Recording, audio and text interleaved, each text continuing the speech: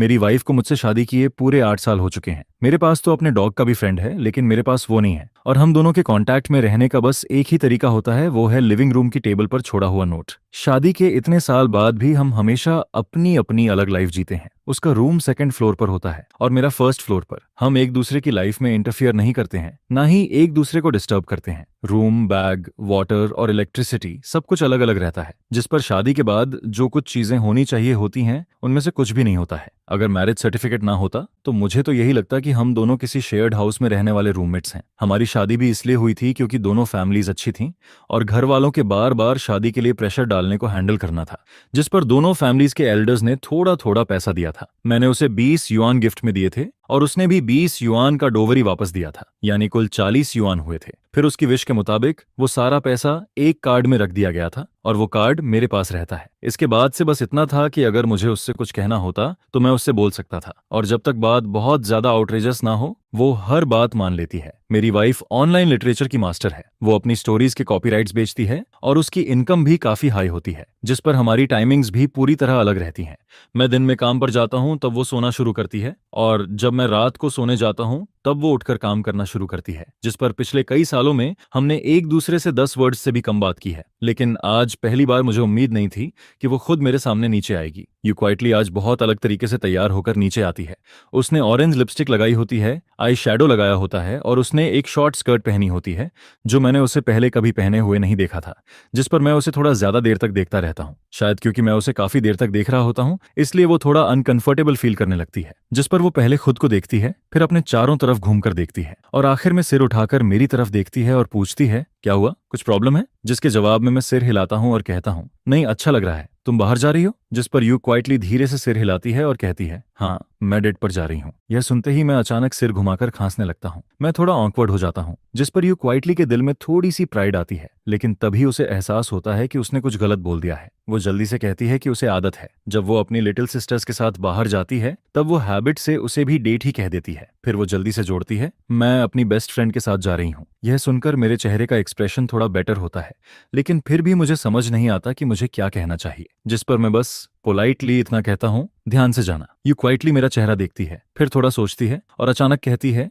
वो female best friend है, जिस पर वो फीमेल वर्ड पर खास जोर देती है, जैसे उसे खुद थोड़ा गिल्टी फील हो रहा हो, क्योंकि अगर फीमेल बेस्ट फ्रेंड है तो क्या उसके पास मेल बेस्ट फ्रेंड भी है? शायद यू क्वाइटली सोचती है कि मैं अपने दिल में यही सोच रहा हूँ, जिस पर वो दांत भींचकर फिर कहती है, मेरे पास कोई मेल बेस्ट फ्रेंड नहीं है, मेरे आसपास कोई मेल फ्रेंड भी नहीं है। लेकिन ये बोलने के बाद भी उसे और ज्यादा फील होने लगता है, जैसे उसने कोई चीटिंग की हो और फिर पकड़ी गई हो, जिस पर वो अपना सिर थपथपाती है और अपने दिल से इस गिल्ट को निकालने की कोशिश करती है। उसके आसपास कोई आदमी नहीं है, यहाँ तक कि एक भी ऑनफिशियल कांटेक्ट नहीं है, फिर भी उसे ऐसा गिल्टी क्यों फील हो रहा है, जिस पर उसे लगता है कि शायद मैंने उसकी बात को सीरियसली नहीं लिया, इसलिए वो खुद को और ज्यादा एक्सप्लेन करना चाहती है। लेकिन जितना वो एक्सप्लेन करती है उतना ही उसे लगता है कि वो बिल्कुल उस इंसान जैसी लग रही है जो चोरी करते हुए पकड़ा गया हो। फिर वो जल्दी से सीढ़ियों से नीचे आती है, मेरे सामने खड़ी हो जाती है और बहुत केयरफुली कहती है, लुचाओ, मैं सच में बस अपनी बेस्ट फ्रेंड के साथ बाहर जा रही हूँ। जिस पर मैं पूरी तरह कंफ्यूज हो जाता हूँ। अभी थोड़ी देर पहले तक सब कुछ ठीक था, फिर अचानक पलक झपकते ही उसके चेहरे पर ऐसा एक्सप्रेशन क्यों आ गया है जैसे वो दांत भींच रही हो। मैं अपने दिमाग में सोचता रहता हूँ कि आखिर मैंने इस लड़की को कब ऑफेंड कर दिया। ऐसा नहीं होना चाहिए था, मैंने तो उससे मुश्किल से कुछ वर्ड्स ही बोले थे।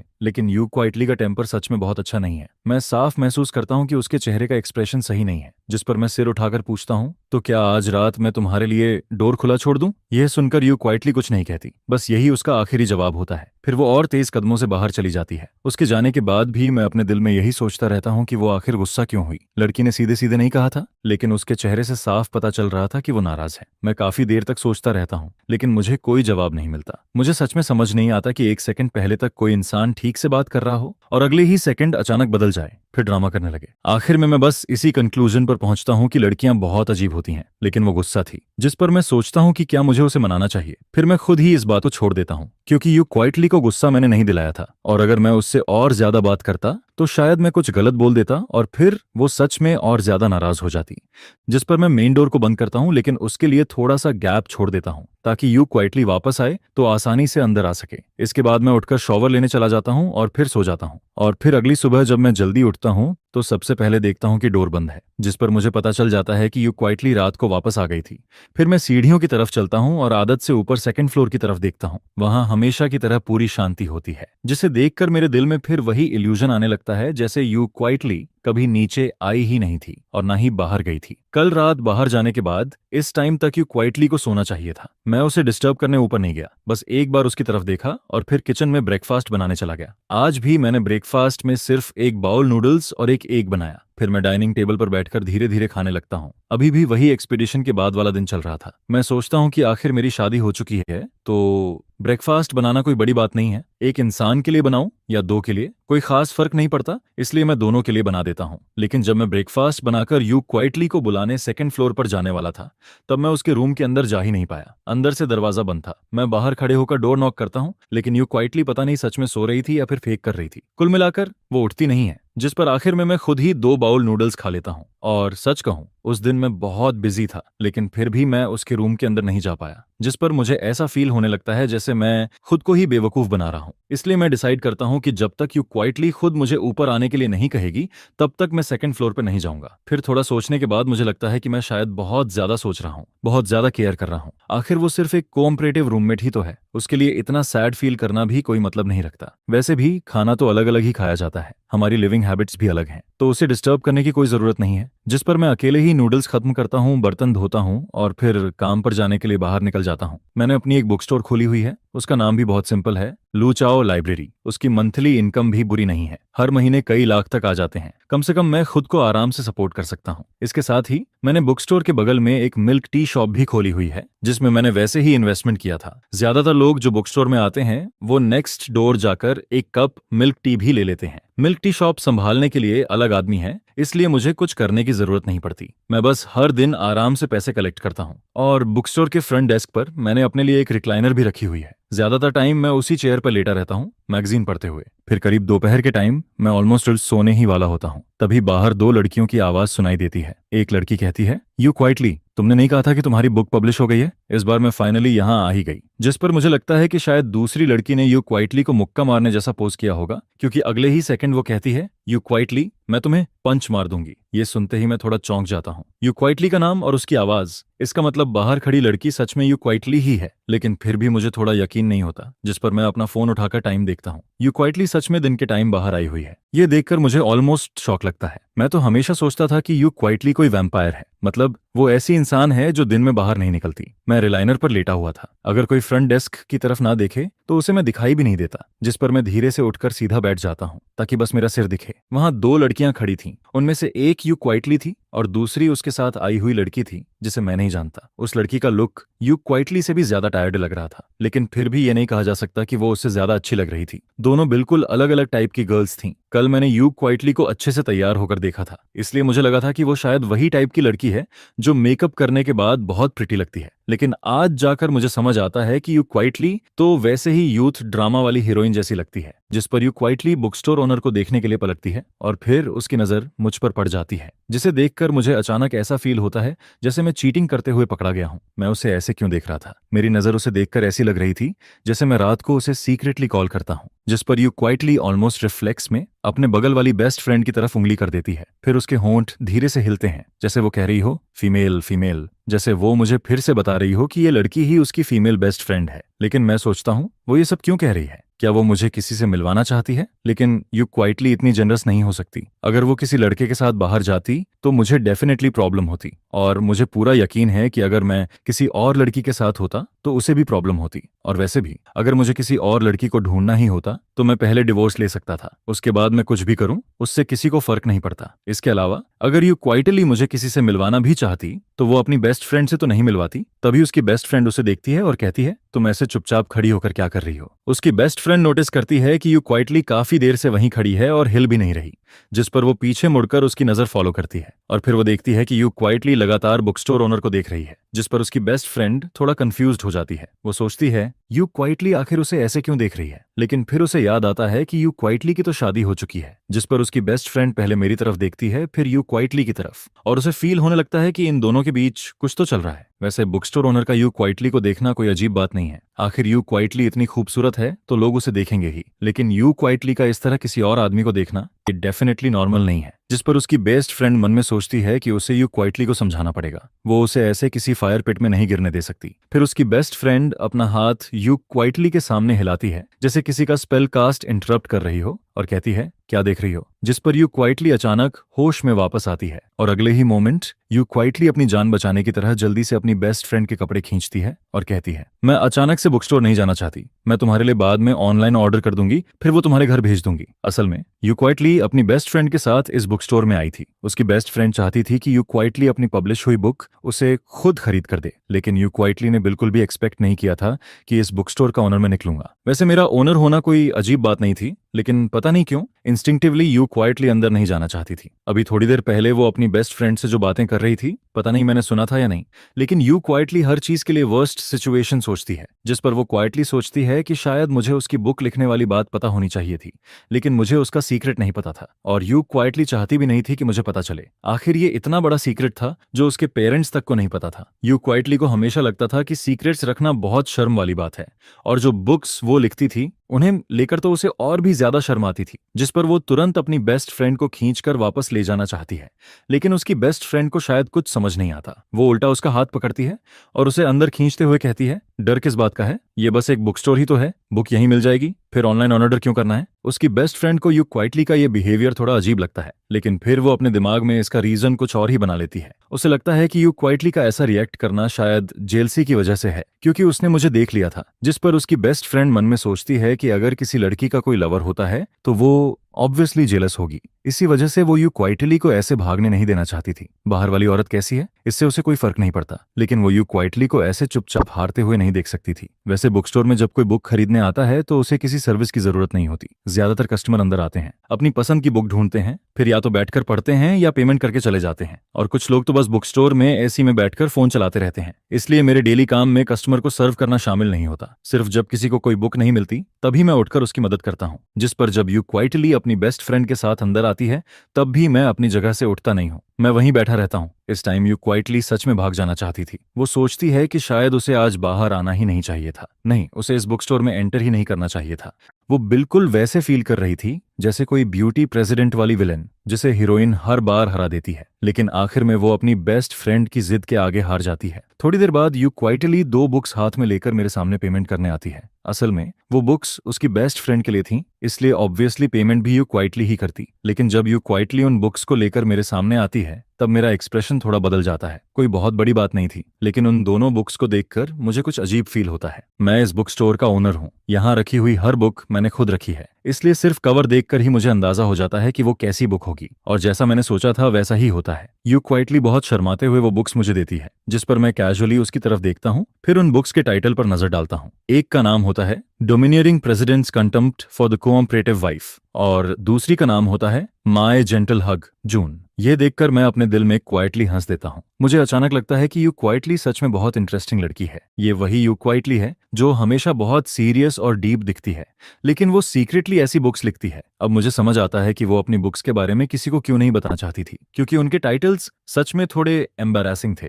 जिस पर यू क्वाइटली नंब होकर खड़ी रहती है। उसे लगता है कि उसका बॉडी और सोल दोनों अनकंफर्टेबल हो गए हैं। वो मन में सोचती है दुनिया में मेरे जैसा इंसान कैसे हो सकता है। मैं भले ही सीरियस फेस बनाकर बुक देख रहा हूँ, लेकिन यू क्वाइटली को लगता है कि जब मैं उन टाइटल्स को पढ़ता हूँ तब मेरे माउथ के कॉर्नर पर एक वियर्ड सा स्माइल आ जाता है, जैसे मैं उसका मजाक उड़ा रहा हूँ। लेकिन मैं उतना बोल्ड नहीं था जितनी उसकी बेस्ट फ्रेंड थी, क्योंकि जैसे ही उसकी बेस्ट फ्रेंड ने उन बुक्स के टाइटल देखे वो पीछे खड़ी होकर क्वाइटली हंसने लगती है, जिस पर यू क्वाइटली के सिर पर ब्लैक लाइंस आ जाती हैं। उसे लगता है कि उसके आगे भी भेड़िया खड़ा है और पीछे भी टाइगर, और हम दोनों मिलकर उसे बली कर रहे हैं। फिर उसकी बेस्ट फ्रेंड आगे आती है और उसके शोल्डर पर हाथ मारते हुए कहती है यू क्वाइटली, डर किस बात का है? इस बुक के टाइटल में ऐसा क्या गलत है? हाँ, थोड़ा अगली है, थोड़ा नहीं, काफी अगली है, लेकिन तुम इससे इतना पैसा कमाती हो। वो अभी भी उसे टीज कर रही थी, लेकिन यू क्वाइटली को बिल्कुल समझ नहीं आता कि इस टाइटल में अगली क्या है। उसे तो ये टाइटल्स बहुत अच्छे लगते थे, जिस पर वो शर्म और गुस्से से भर जाती है। आखिर में वो दांत भींच कर मुझे देखती है और कहती है पेमेंट। ये बात उसने मुझसे कही थी, जिस पर मैं अपनी हंसी रोकता हूँ। फिर एक बैग निकालता हूँ, उन दोनों बुक्स को उसमें डालता हूँ और वो बैग यू क्वाइटली को दे देता हूँ।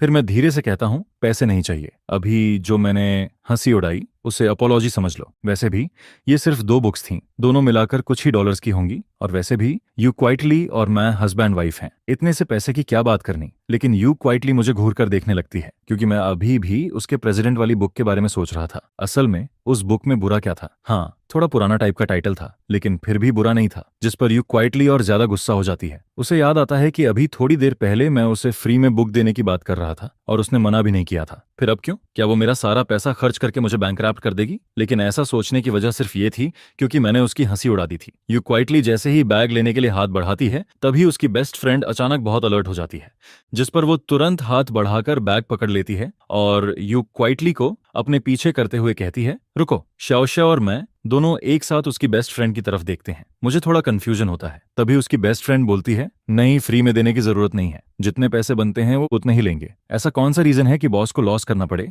जिस पर यू शाओशाओ धीरे से अपनी बेस्ट फ्रेंड की स्लीव खींचती है, लेकिन उसकी बेस्ट फ्रेंड सीधा पूछती है, कितने पैसे हुए? मैं पे करती हूँ। उसकी बेस्ट फ्रेंड को पता नहीं क्यों, लेकिन बहुत अनईजी फील हो रहा था। उसे हमेशा लगता था कि यू शाओशाओ के इरादे कुछ ठीक नहीं है, लेकिन अब उसे लग रहा था कि सामने खड़ा ये थिक आईब्रोज और बड़ी बड़ी आंखों वाला आदमी भी कोई सीधा इंसान नहीं है। यू शाओशाओ को लगता है कि 2 बुक्स की कोई खास कीमत नहीं है, लेकिन उसकी बेस्ट फ्रेंड ऐसा नहीं सोचती। आज अगर you Shaoshao book store owner से फ्री में बुक्स ले लेती है, तो कल उसे मिल्क टी पिलानी पड़ेगी। फिर उसके अगले दिन बुक स्टोर ओनर उसे खाने पर बुलाएगा। फिर उसके बाद शायद यू शाओशाओ उसे बारबेक्यू खिलाएगी, जिस पर ऐसे ही धीरे धीरे दोनों के बीच रिलेशन बढ़ने लगेगा। नॉर्मली ये कोई बड़ी बात नहीं होती, लेकिन यू शाओशाओ शादीशुदा है। उसकी बेस्ट फ्रेंड ने उसके हस्बैंड को कभी नहीं देखा, लेकिन हस्बैंड तो है ही। और किसी भी लड़की के लिए किसी आदमी को रिजेक्ट करने का पहला स्टेप यही होता है कि उसकी किसी भी तरह की काइंडनेस एक्सेप्ट मत करो। हर चीज एक्सेप्ट नहीं करनी चाहिए, चाहे वो कोई छोटी चीज ही क्यों ना हो। जैसे ये बुक्स बहुत एक्सपेंसिव नहीं है, लेकिन फिर भी किसी और से क्यों लेनी चाहिए? यू शाओशाओ खुद भी कोई बहुत रिच नहीं है, लेकिन उसकी बेस्ट फ्रेंड को समझ नहीं आता कि उसके दिमाग में क्या चल रहा है। उसके हिसाब से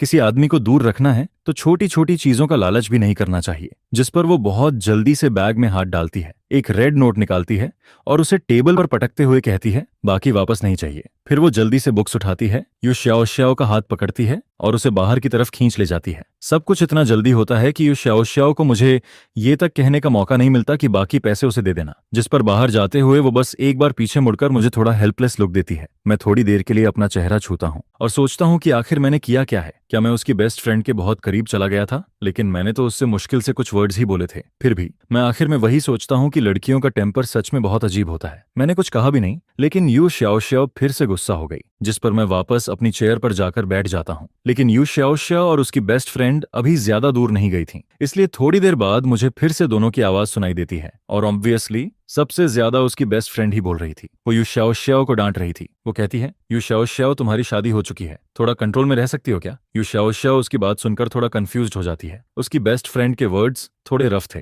उसे समझ नहीं आता कि शादी का इसमें क्या लेना देना है और कंट्रोल में रहने का मतलब क्या होता है। कंट्रोल तो तब किया जाता है जब किसी के अंदर कोई फीलिंग हो, लेकिन यू शाओशाओ को कौन सी फीलिंग कंट्रोल करनी है? जिस पर वो थोड़ी देर सोचती है। फिर भी उसे कुछ समझ नहीं आता। आखिर में वो अपने हिसाब से एक आंसर निकालती है। फिर वो धीरे से अपनी बेस्ट फ्रेंड से पूछती है, क्या तुम्हें लगता है कि मैं अभी उस बॉस के साथ थोड़ा ज्यादा रूड थी, इसलिए तुम कह रही हो कि मुझे कंट्रोल में रहना चाहिए? उसकी बेस्ट फ्रेंड ये सुनकर और भी कंफ्यूज्ड हो जाती है। क्या यू शाओशाओ को लगता है कि वो अभी बस रूड थी? असल में उसकी बेस्ट फ्रेंड को तो साफ साफ लग रहा था कि यू शाओशाओ को वो बुक स्टोर ओनर पसंद है, क्योंकि ज्यादातर लड़कियां सिर्फ उसी इंसान के सामने ऐसे बिहेव करती हैं जिसे वो पसंद करती हैं। लेकिन उसकी बेस्ट फ्रेंड डिसाइड करती है कि वो अभी बुक स्टोर ओनर वाली बात को आगे नहीं बढ़ाएगी, जिस पर वो टॉपिक बदल देती है और सीधे यू शाओशाओ के हस्बैंड की बात छेड़ देती है। वो अपना हाथ यू शाओशाओ के शोल्डर पर रखती है और बहुत धीरे से कहती है, वैसे तुम मुझे अपने हस्बैंड से कब मिलवाओगी? यू शाओशाओ जैसे ही उसकी बेस्ट फ्रेंड का हाथ अपने शोल्डर पर फील करती है, वो तुरंत उसे हटा देती है। फिर उसे थोड़ा डिसलाइक करते हुए कहती है, तुम इतनी दूर से यहाँ आई हो और मुझे मिलने नहीं, मेरे हस्बैंड को देखने आई हो, है ना? जिस पर उसकी बेस्ट फ्रेंड तुरंत बोलती है,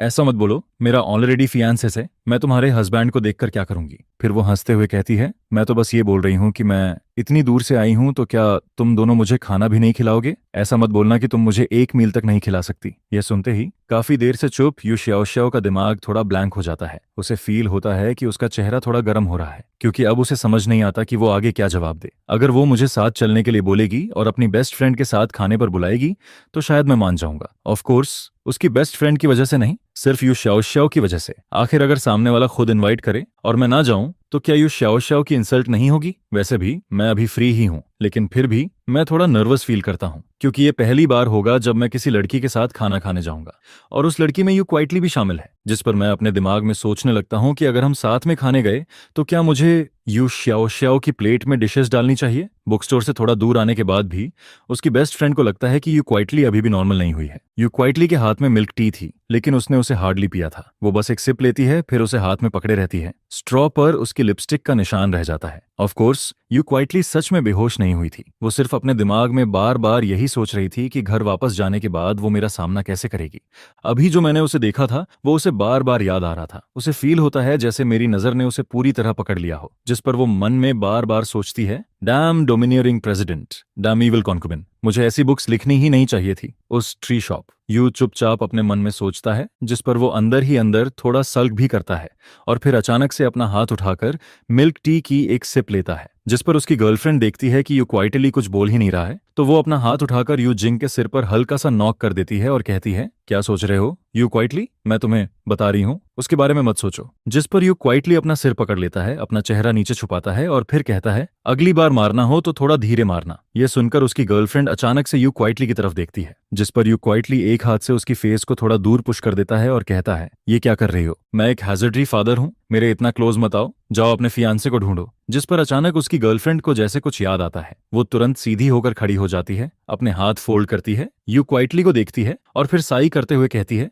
यू क्वाइटली, तुम्हें सच में उस ट्री शॉप ओनर को याद रखना चाहिए। कहीं ऐसा ना हो कि तुम उससे मिलो और फिर उसी से प्यार कर बैठो। जिस पर यू क्वाइटली तुरंत कहता है, नहीं। और फिर वो आगे कहता है, मुझे याद है कि तुम सी किंग टाइप नहीं हो, लेकिन तुम जितना बोलती जा रही हो उतना ही ज्यादा आउटरेजियस होती जा रही हो। यू क्वाइटली उसे इग्नोर करना चाहता है, जिस पर वो अपना पूरा ध्यान फिर से मिल्क टी पर लगा देता है, लेकिन उसकी गर्लफ्रेंड अभी भी एनालिसिस करती रहती है और कहती है, नहीं कुछ तो गड़बड़ है, तुम यहाँ रहते हो, शायद तुम पहले से ही। जिस पर वो अचानक रुक जाती है और फिर कहती है, नहीं, उसने हमसे मिलते ही ऐसा क्यों कहा। ठीक है, तुम यू क्वाइटली हो, लेकिन क्या तुम अपने हस्बैंड के लायक हो। जिसके जवाब में यू क्वाइटली उसे बहुत हेल्पलेस एक्सप्रेशन से देखता है और कहता है, अगर मैं तुम्हें ये बताऊं कि जो इंसान अभी मेरे साथ एक्ट नहीं कर रहा था वही मेरा हस्बैंड है तो। यह सुनकर उसकी गर्लफ्रेंड कुछ देर के लिए पूरी तरह स्टंट रह जाती है। फिर थोड़ी देर बाद जैसे उसे बात समझ आती है और वो अपनी आंखें बड़ी करके उसे देखती है, जिस पर वो तुरंत कहती है, इम्पॉसिबल, ये बिल्कुल फेक लग रहा है। कल डिनर पर तुमने एक स्ट्रॉ बांध कर मेरे सामने उठा दिया और कहा कि वो तुम्हारा हस्बैंड है।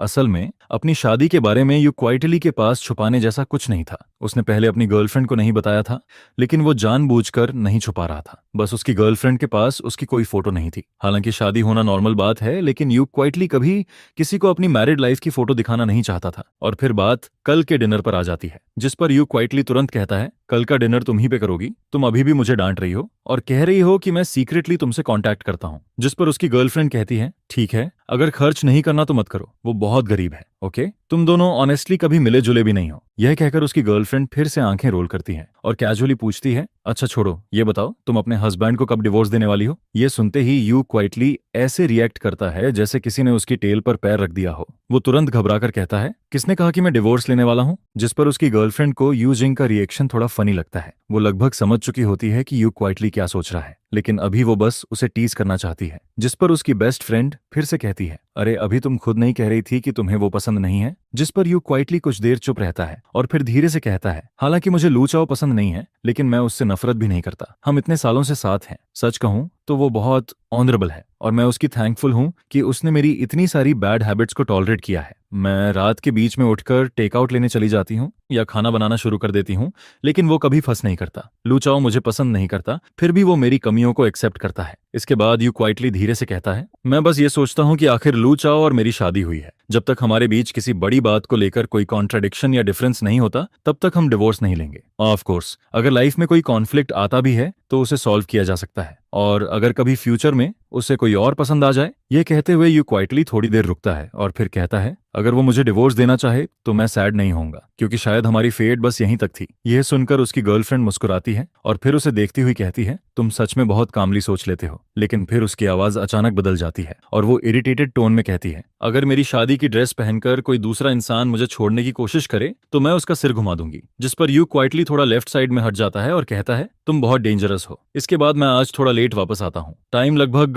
7 या 8 बजे जैसा लग रहा होता है। मुझे लगा था कि यू क्वाइटली इतनी जल्दी वापस नहीं आएगा क्योंकि वो अपनी बेस्ट फ्रेंड के साथ था, लेकिन जब मैं वापस आता हूँ तब तक ऑफिशियली डिनर का टाइम हो चुका होता है। फिर भी मैं थोड़ा सरप्राइज्ड होता हूँ क्योंकि यू क्वाइटली अपने घोस्टली सीक्रेट के साथ खाना नहीं खा रहा होता है, जिस पर यू क्वाइटली दरवाजा खुलने और बंद होने की आवाज सेट सुनता है। वो सबकॉन्शियसली ऊपर देखता है, फिर मेरी तरफ आता है और मुझे हेलो बोलता है, गुड मॉर्निंग। यह बोलते ही उसे एहसास होता है कि उसने गलत बोल दिया, जिस पर वो थोड़ा ऑकवर्ड हो जाता है क्योंकि इस टाइम पर गुड मॉर्निंग कहना क्लियरली सही नहीं था। यू क्वाइटली जैसे कुछ कहना चाहता है लेकिन उसे थोड़ा ऑकवर्ड फील होता है, जिस पर वो फिर से अपना सिर नीचे कर लेता है। फिर जैसे उसे अचानक कुछ याद आता है, वो फिर से ऊपर देखता है और मुझसे पूछता है, क्या तुम खाना खाओगे? यह सुनकर मुझे सब कुछ बहुत स्ट्रेंज लगने लगता है। यू क्वाइटली मुझे डिनर के लिए इनवाइट कर रहा है और इस टाइम पर मैं जवाब देने की हिम्मत नहीं करता क्योंकि जब दुनिया इतनी अबनॉर्मल लगे तो जरूर कुछ ना कुछ गड़बड़ होती है। मुझे अभी भी याद है कि आज दोपहर यू क्वाइटली ने मुझे एक अजीब नजर से देखा था, जिस पर मैं सोचने लगता हूँ क्या उस लुक का मतलब ये था कि जब मैं घर वापस आऊंगा तब वो मेरा हिसाब करेगा। मैं दोपहर की बात याद करता हूँ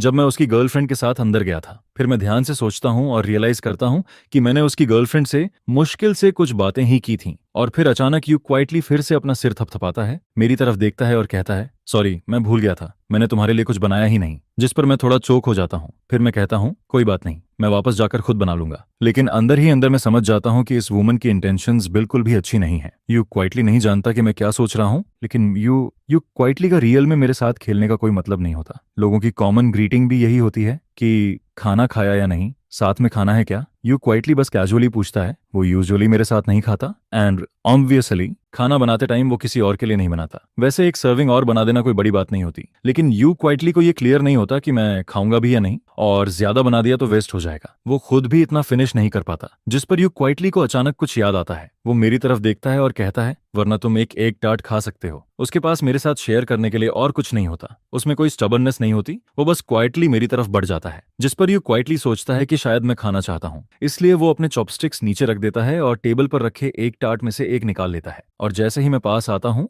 यू क्वाइटली वो एक टार्ट निकालकर मेरी तरफ बढ़ा देता है, जिस पर वो खुद वहीं बैठा रहता है और मैं खड़ा रहता हूँ। हमारी करंट हाइट ऐसी होती है कि यू क्वाइटली को मुझे एक टार्ट देने के लिए उसी पोजीशन में रहना पड़ता है। मैं पहली बार में उसे नहीं लेता, बल्कि पहले यू क्वाइटली की तरफ देखता हूँ। उसके होंठ के कोने पर थोड़ा ऑयल लगा होता है, शायद अभी जो उसने चिकन लेग खाया था उसी से लग गया था। और यू क्वाइटली जो नूडल्स खा रहा होता है वो भी काफी रिच होते हैं। उनमें एक फ्राइड एग होता है, ऊपर एक बड़ा चिकन लेग रखा होता है, सामने 3 एक टार्ट पड़े होते हैं और लेफ्ट साइड में 1 कप मिल्क टी भी रखा होता है। और यू क्वाइटली के हाथ में भी एक एक टार्ट होता है, जिस पर मैं हल्का सा स्माइल करता हूँ और फिर अपना वॉलेट निकालता हूँ। मैं उसे वो पैसे वापस देने वाला होता हूँ जो उसकी गर्लफ्रेंड ने आज दोपहर उसे बुक्स खरीदने के लिए दिए थे, जिस पर यू क्वाइटली मुझे देखकर थोड़ा कंफ्यूज्ड हो जाता है। मैं कहता हूँ, ये वही पैसे हैं जो तुम्हारी फ्रेंड ने दोपहर में तुम्हें बुक्स खरीदने के लिए दिए थे। जिस पर यू क्वाइटली कहता है, लेकिन तुमने तो कहा था कि ये मुझे दे रहे हो। फिर वो थोड़ा रुकता है और कहता है, उसने कहा था कि मुझे पैसे देना, तुम्हारे पैसे के बारे में बात नहीं की थी। उसकी बेस्ट फ्रेंड नहीं चाहती थी कि यू क्वाइटली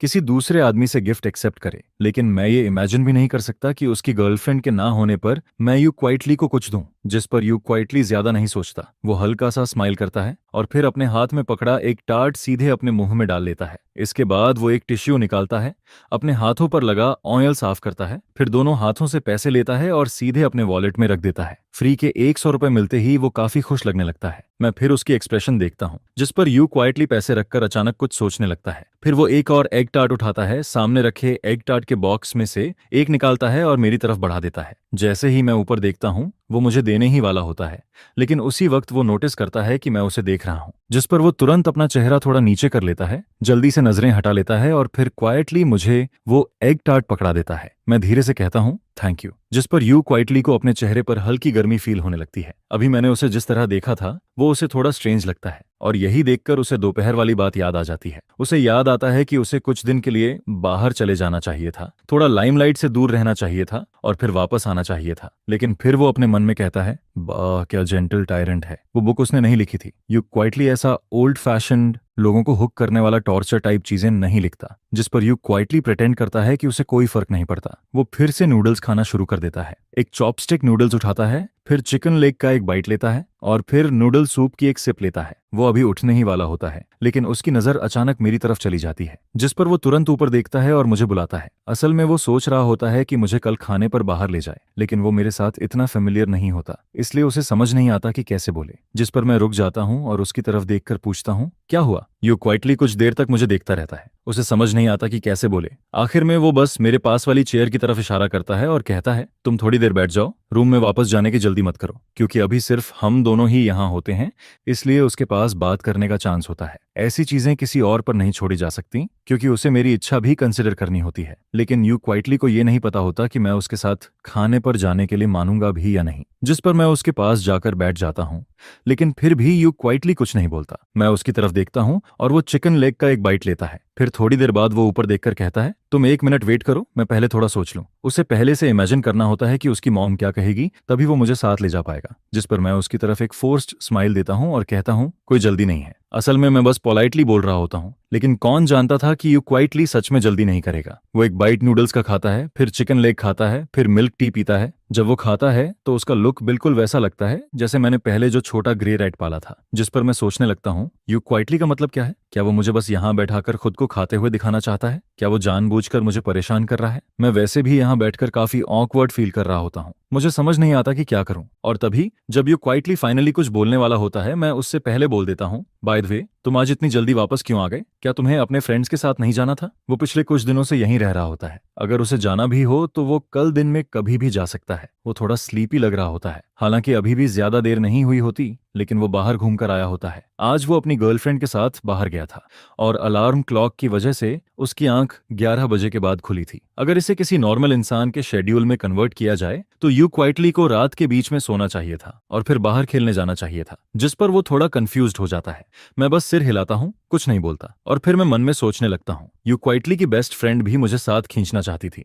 मैं बस वेट कर रहा था कि यू क्वाइटली खुद डिनर वाली बात शुरू करे, लेकिन साफ दिख रहा होता है कि यू क्वाइटली का पूरा ध्यान नूडल्स पर होता है और उसका उस टॉपिक को छेड़ने का कोई इरादा नहीं होता। जिस पर मैं सोचने लगता हूँ, कहीं डिनर कैंसिल तो नहीं हो गया? शायद यू क्वाइटली को बोलने में शर्म आ रही हो। मैं खुद उससे पूछना चाहता हूँ, लेकिन अभी हमारा रिश्ता उस पॉइंट तक नहीं पहुंचा होता और मुझे ये भी नहीं पता होता कि अगर मैं ये बात बोलूं तो कहीं यू क्वाइटली कुछ और ही ना सोच ले। मैं इन सेंसिटिव बातों की वजह से हस्बैंड वाइफ के बीच कोई झगड़ा भी नहीं करवाना चाहता, और कॉन्फ्लिक्ट्स अवॉइड करने का सबसे आसान तरीका यही होता है कि कुछ मत बोलो, क्योंकि बाद में अगर यू क्वाइटली खुद पूछे तो मैं एक्सप्लेन भी नहीं कर पाऊंगा। जिस पर मैं खुद से पूछने का आइडिया छोड़ देता हूँ और सोचता हूँ कि यू क्वाइटली खुद ही बात करेगा। वो हमेशा खुद मेंशन करता है और जैसे ही यू क्वाइटली ये बात करेगा मैं तुरंत एग्री कर दूंगा। मैं कभी भी उसे ऑकवर्ड फील नहीं करवाना चाहता, पता ही नहीं चलता, और यू क्वाइटली बॉल के सारे नूडल्स फिनिश कर देता है। लेकिन जो बात वो मुझसे कहना चाहता था वो अभी तक अपने मन में बना नहीं पाता। जिस पर यू क्वाइटली मिल्क टी उठाता है और उसे पीते हुए खुद को काम करने लगता है। वो मन में सोचता है, अभी नहीं बोल सकता, थोड़ा और वेट करना पड़ेगा। जिस पर मुझे सच में लगने लगता है कि शायद वो बस चाहता है कि मैं उसे खाते हुए देखता रहूं।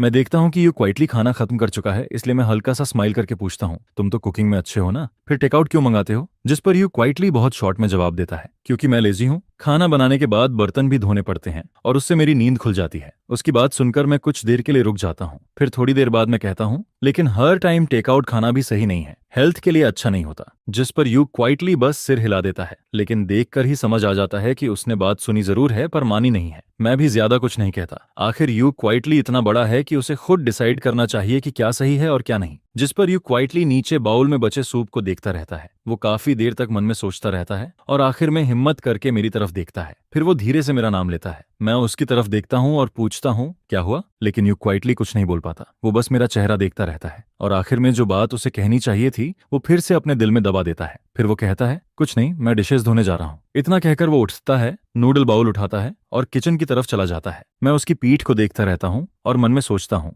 यू क्वाइटली मुझसे कहना क्या चाहता था? इतनी सी बात बोलना उसके लिए इतना मुश्किल क्यों हो रहा है? और तभी मेरे मन में एक खराब थॉट आता है, क्या यू क्वाइटली मुझसे डिवोर्स लेना चाहता है? क्योंकि इसके अलावा कोई और रीजन समझ नहीं आता कि वो इतना हेजिटेट क्यों कर रहा है। यू क्वाइटली हमेशा से बहुत सॉफ्ट नेचर का रहा है, इसलिए अगर उसे कोई हर्ट करने वाली बात कहनी हो तो वो पहले बहुत सोचता है कि कैसे बोले ताकि सामने वाले को कम से कम तकलीफ हो। अगर बात सच में डिवोर्स की है तो इसमें किसी की गलती नहीं कही जा सकती। बस यही कहा जा सकता है कि हमारी फेट बस यहीं तक थी, इसलिए अलग होना आसान रहेगा। लेकिन फिर भी मुझे अंदर से थोड़ा रिग्रेट होता है, थोड़ा डिप्रेस्ड भी फील होता है। आखिर अगर मेरा डिवोर्स हो गया तो शायद मुझे यू क्वाइटली जैसा अच्छा पार्टनर दोबारा ना मिले। जिस पर मैं अंदर ही अंदर एक लंबी सांस लेता हूँ। मैं चेयर पर बैठा कुछ देर तक सोचता रहता हूँ। ज्यादा देर नहीं होती और यू क्वाइटली किचन से वापस आ जाता है। वो मुझे एक कॉम्प्लिकेटेड नजर से देखता है और फिर मैं उठकर ऊपर चला जाता हूँ। जिस पर मैं नोटिस करता हूँ कि यू क्वाइटली अभी भी मुझे देख रहा होता है और इस बार मुझे और भी ज्यादा यकीन हो जाता है कि मेरा गैस सही है। सच में यू क्वाइटली शायद मुझसे डिवोर्स लेना चाहता है। फिर मैं मन में कहता हूँ ठीक है, अगर ऐसा है तो होने दो, लेकिन फिर भी ये बात यू क्वाइटली को खुद ही बोलनी होगी। जैसे ही यू क्वाइटली अपने रूम में वापस आता है, वो तुरंत कंप्यूटर के सामने बैठ जाता है और अपनी गर्लफ्रेंड को मैसेज भेजता है, कल डिनर मैं तुम्हें ट्रीट दूंगा। मैं अपने हस्बैंड को नहीं ला सकता, वो एग्री नहीं कर रहा, और वैसे भी पैसे उसे नहीं देने हैं। जिस पर उसकी गर्लफ्रेंड रिप्लाई करती है, वो एग्री क्यों नहीं कर रहा? अगर टाइम का इश्यू है तो हम डिनर रात में कर लेंगे। यू क्वाइटली जवाब देता है, ऐसी बात नहीं है, मुझे बस लू चाओ को इनवाइट करने में बहुत ऑकवर्ड फील हो रहा है। जिस पर उसकी गर्लफ्रेंड तुरंत कहती है, इसमें ऑकवर्ड होने वाली क्या बात है, वो तुम्हारा हस्बैंड है, बस उसे खाने पर बुलाना है, इसमें डरने वाली क्या बात है। लेकिन यू क्वाइटली फिर कहता है, मुझे समझ नहीं आता कि उससे कैसे बोलूं, कहीं उसे परेशानी ना हो जाए। जिस पर क्यू आई धीरे धीरे पूरी तरह स्पीचलेस हो जाती है। फिर वो कहती है, तुम अपनी आइडेंटिटी ठीक से रिकॉग्नाइज करो, वो कोई और नहीं, तुम्हारा हस्बैंड है। लेकिन यू क्वाइटली फिर भी कहता है, बस मुझे फिर भी नहीं पता कि कैसे बोलूं। जिस पर उसकी फ्रेंड इरिटेट होकर कहती है, तुम सच में बेकार हो, अपना हस्बैंड भी नहीं संभाल सकते, चलो मुझे उसका कॉन्टैक्ट दे दो, मैं खुद उससे बात कर लेती हूँ। लेकिन यू क्वाइटली तुरंत कहता है, नहीं ऐसा मत करो। जिस पर उसकी फ्रेंड कहती है, तुम कुछ बोलोगे ही नहीं तो तुम्हें कैसे पता कि तुम्हारा हस्बैंड परेशान होगा। फिर वो अचानक पूछती है, वैसे तुम्हारे पास उसका कॉन्टैक्ट बट नहीं है क्या? तुम लोगों की शादी को आधा साल हो गया और तुम्हारे पास उसका फोन नंबर भी नहीं है। जिस पर यू क्वाइटली कहता है, बनी नहीं है। वो फिर पूछती है, तो तुम लोग नॉर्मली कांटेक्ट कैसे करते हो? यू क्वाइटली धीरे से जवाब देता है, हम कांटेक्ट ही नहीं करते। इतना सुनते ही उसकी फ्रेंड का अवतार ग्रे हो जाता है और वो ऑफलाइन चली जाती है। शायद वो यू क्वाइटली पर गुस्सा हो गई थी, लेकिन थोड़ी देर बाद वो फिर से ऑनलाइन आती है और फिर वो यू क्वाइटली को एक नया टास्क भेजती है, अपने हस्बैंड का फोन नंबर और उसका कॉन्टैक्ट लेकर आओ, रिवॉर्ड में मैं तुम्हें तुम्हारे हस्बैंड के फ्रेंड्स और उसका नंबर दूंगी। जिस पर यू क्वाइटली फोन की स्क्रीन पर लिखी उस लाइन को चुपचाप देखता रहता है और फिर वो गहरी सोच में पड़ जाता है। किसी से उसका कॉन्टैक्ट मांगना यू क्वाइटली ने पहले कभी नहीं किया था। वो रास्ते में किसी का भी नंबर लेने में ऑकवर्ड फील करता था, और ऊपर से मुझे किसी आदमी का कॉन्टैक्ट क्यों चाहिए होगा। लेकिन फिर उसे ची की बात याद आती है, वो सही कह रही थी, मैं उसका हस्बैंड हूँ, कोई और नहीं। अगर उसके पास मेरा कॉन्टैक्ट होगा तो शायद वो ऑनलाइन मुझसे ठीक से बात कर पाएगा। जिस पर यू क्वाइटली दांत भींचता है, फोन लॉक करता है और फोन लेकर नीचे चला जाता है। वो मुझे ढूंढना चाहता है। अभी भी ज्यादा रात नहीं हुई होती, इसलिए मैं सोया नहीं होऊंगा। यू क्वाइटली मेरे रूम के बाहर पहुंचता है। डोर पूरी तरह बंद होता है और कमरे की साउंड प्रूफिंग भी काफी अच्छी होती है। जब तक अंदर ज्यादा आवाज ना हो, बाहर वाले को कुछ सुनाई नहीं देता। जिस पर यू क्वाइटली धीरे से डोर नॉक करता है, गला साफ करता है और कहता है, लुचाओ तुम सो गए क्या? अगर मैं सच में सो गया होता तो शायद उसकी इस आवाज से भी नहीं उठता। इसलिए यू क्वाइटली दोबारा नॉक करने ही वाला होता है, तभी अंदर से मेरी आवाज आती है, एक मिनट मैं अभी आता हूँ। असल में मैं सोया नहीं होता। इतनी जल्दी सोना आजकल के लोगों के हिसाब से थोड़ा वियर्ड लगता है। हालांकि मेरी एक्टिंग यू क्वाइटली जितनी ज्यादा नहीं होती, लेकिन मैं भी यूजुअली 11 या 12 बजे के बाद ही सोता हूँ। मैं बस ये सोच रहा होता हूँ कि यू क्वाइटली आखिर मुझे ढूंढने आ ही गया, अब जो होना है वो होगा। जिस पर यू क्वाइटली कहता है, तो मैं लिविंग रूम में वेट करता हूँ, तुम वहीं आ जाना। इतना कहकर वो हाथ नीचे करता है, मुड़ता है और लिविंग रूम की तरफ चला जाता है। थोड़ी देर बाद मैं कपड़े बदलकर रूम से बाहर आता हूँ। डोर पर खड़े होकर मैं देखता हूँ कि वो लड़की सोफा पर बहुत सीधी होकर बैठी होती है। वो बिल्कुल सीधे बैठी होती है, फोन उसके हाथ में होता है और उसके चेहरे पर साफ नर्वसनेस दिख रही होती है। यू क्वाइटली सिर नीचे किए बैठा होता है। मैं साफ देख सकता हूँ कि वो बहुत नर्वस है। जिस पर मैं मन में सोचता हूँ, आ गया वो मोमेंट। इतने सालों से चल रही ये शादी शायद यहीं खत्म होने वाली है। मैं अपने चेहरे के एक्सप्रेशन को कंट्रोल करता हूँ, मन की सारी बातें दबा देता हूँ और यू क्वाइटली की तरफ चलने लगता हूँ। जैसे ही यू क्वाइटली मुझे आता हुआ देखता है, वो भी तुरंत खड़ा हो जाता है, फोन नीचे रख देता है और कॉफी टेबल पर रखा पानी मेरी तरफ बढ़ा देता है। और फिर लगभग उसी टाइम पर हम दोनों एक साथ बोलते हैं। यू क्वाइटली कहता है, लू चाओ चलो फ्रेंड ऐड कर लेते हैं। और मैं कहता हूँ, यू क्वाइटली चलो डिवोर्स ले लेते हैं। दोनों की बात एक साथ निकलती है, जिस पर दोनों कुछ देर के लिए रुक जाते हैं। मैं हैरान होता हूँ कि लू चाओ उससे डिवोर्स क्यों लेना चाहेगा, आखिर क्यों? क्या कहीं कोई मिसअंडरस्टैंडिंग है? और दूसरी तरफ यू क्वाइटली को ऐसा लगता है जैसे किसी ने उसके दिल पर पानी फेर दिया हो। वो इतनी हिम्मत करके इतनी मुश्किल से मेरे पास मेरा कॉन्टैक्ट मांगने आया था और बदले में उसे ये सुनने को मिलता है कि मैं उससे डिवोर्स लेना चाहता हूँ। उसकी पहली बार किसी का कॉन्टैक्ट मांगने की कोशिश पूरी तरह फेल हो जाती है, जिस पर यू क्वाइटली का चेहरा बदल जाता है। वो थोड़ा हर्ट और थोड़ा गुस्से में लगने लगता है। वो झुककर पानी वापस टेबल पर रख देता है। मैं मन में सोचता हूँ कि वो मुझे पानी भी नहीं देना चाहता और मैं समझ नहीं पाता। इतने सालों की शादी में यू क्वाइटली को कभी मेरा कॉन्टैक्ट वर्थ नहीं चाहिए था, और अब जब डिवोर्स की बात हो रही है तब उसे अचानक मेरा नंबर चाहिए। इसका मतलब क्या है? क्या ये अलग होने से पहले की आखिरी फॉर्मेलिटी है? मैं मन में सोचता हूँ कि कम से कम लू चाओ आखिर तक डिसेंट इंसान तो रहा। जिस पर यू क्वाइटली फिर से फोन उठाता है, लेकिन इस बार फोन पकड़ते हुए उसके हाथ हल्के से कांप रहे होते हैं। फिर वो मेरी तरफ देखता है और कहता है, ठीक है, मुझे रीजन बताओ, हम डिवोर्स क्यों लेंगे। उसके अंदर एक अजीब सा एहसास होता है, जैसे उसकी कोई चीज उससे छिन रही हो। वो मन में सोचता है कि शायद मैं उससे डिवोर्स इसलिए लेना चाहता हूँ क्योंकि मुझे कोई दूसरी लड़की पसंद आ गई है, लेकिन वो मुझे कुछ ब्लेम भी नहीं कर सकता। आखिर वो खुद कोई परफेक्ट वाइफ नहीं था। उसकी बात सुनकर मैं कुछ देर के लिए चुप हो जाता हूँ।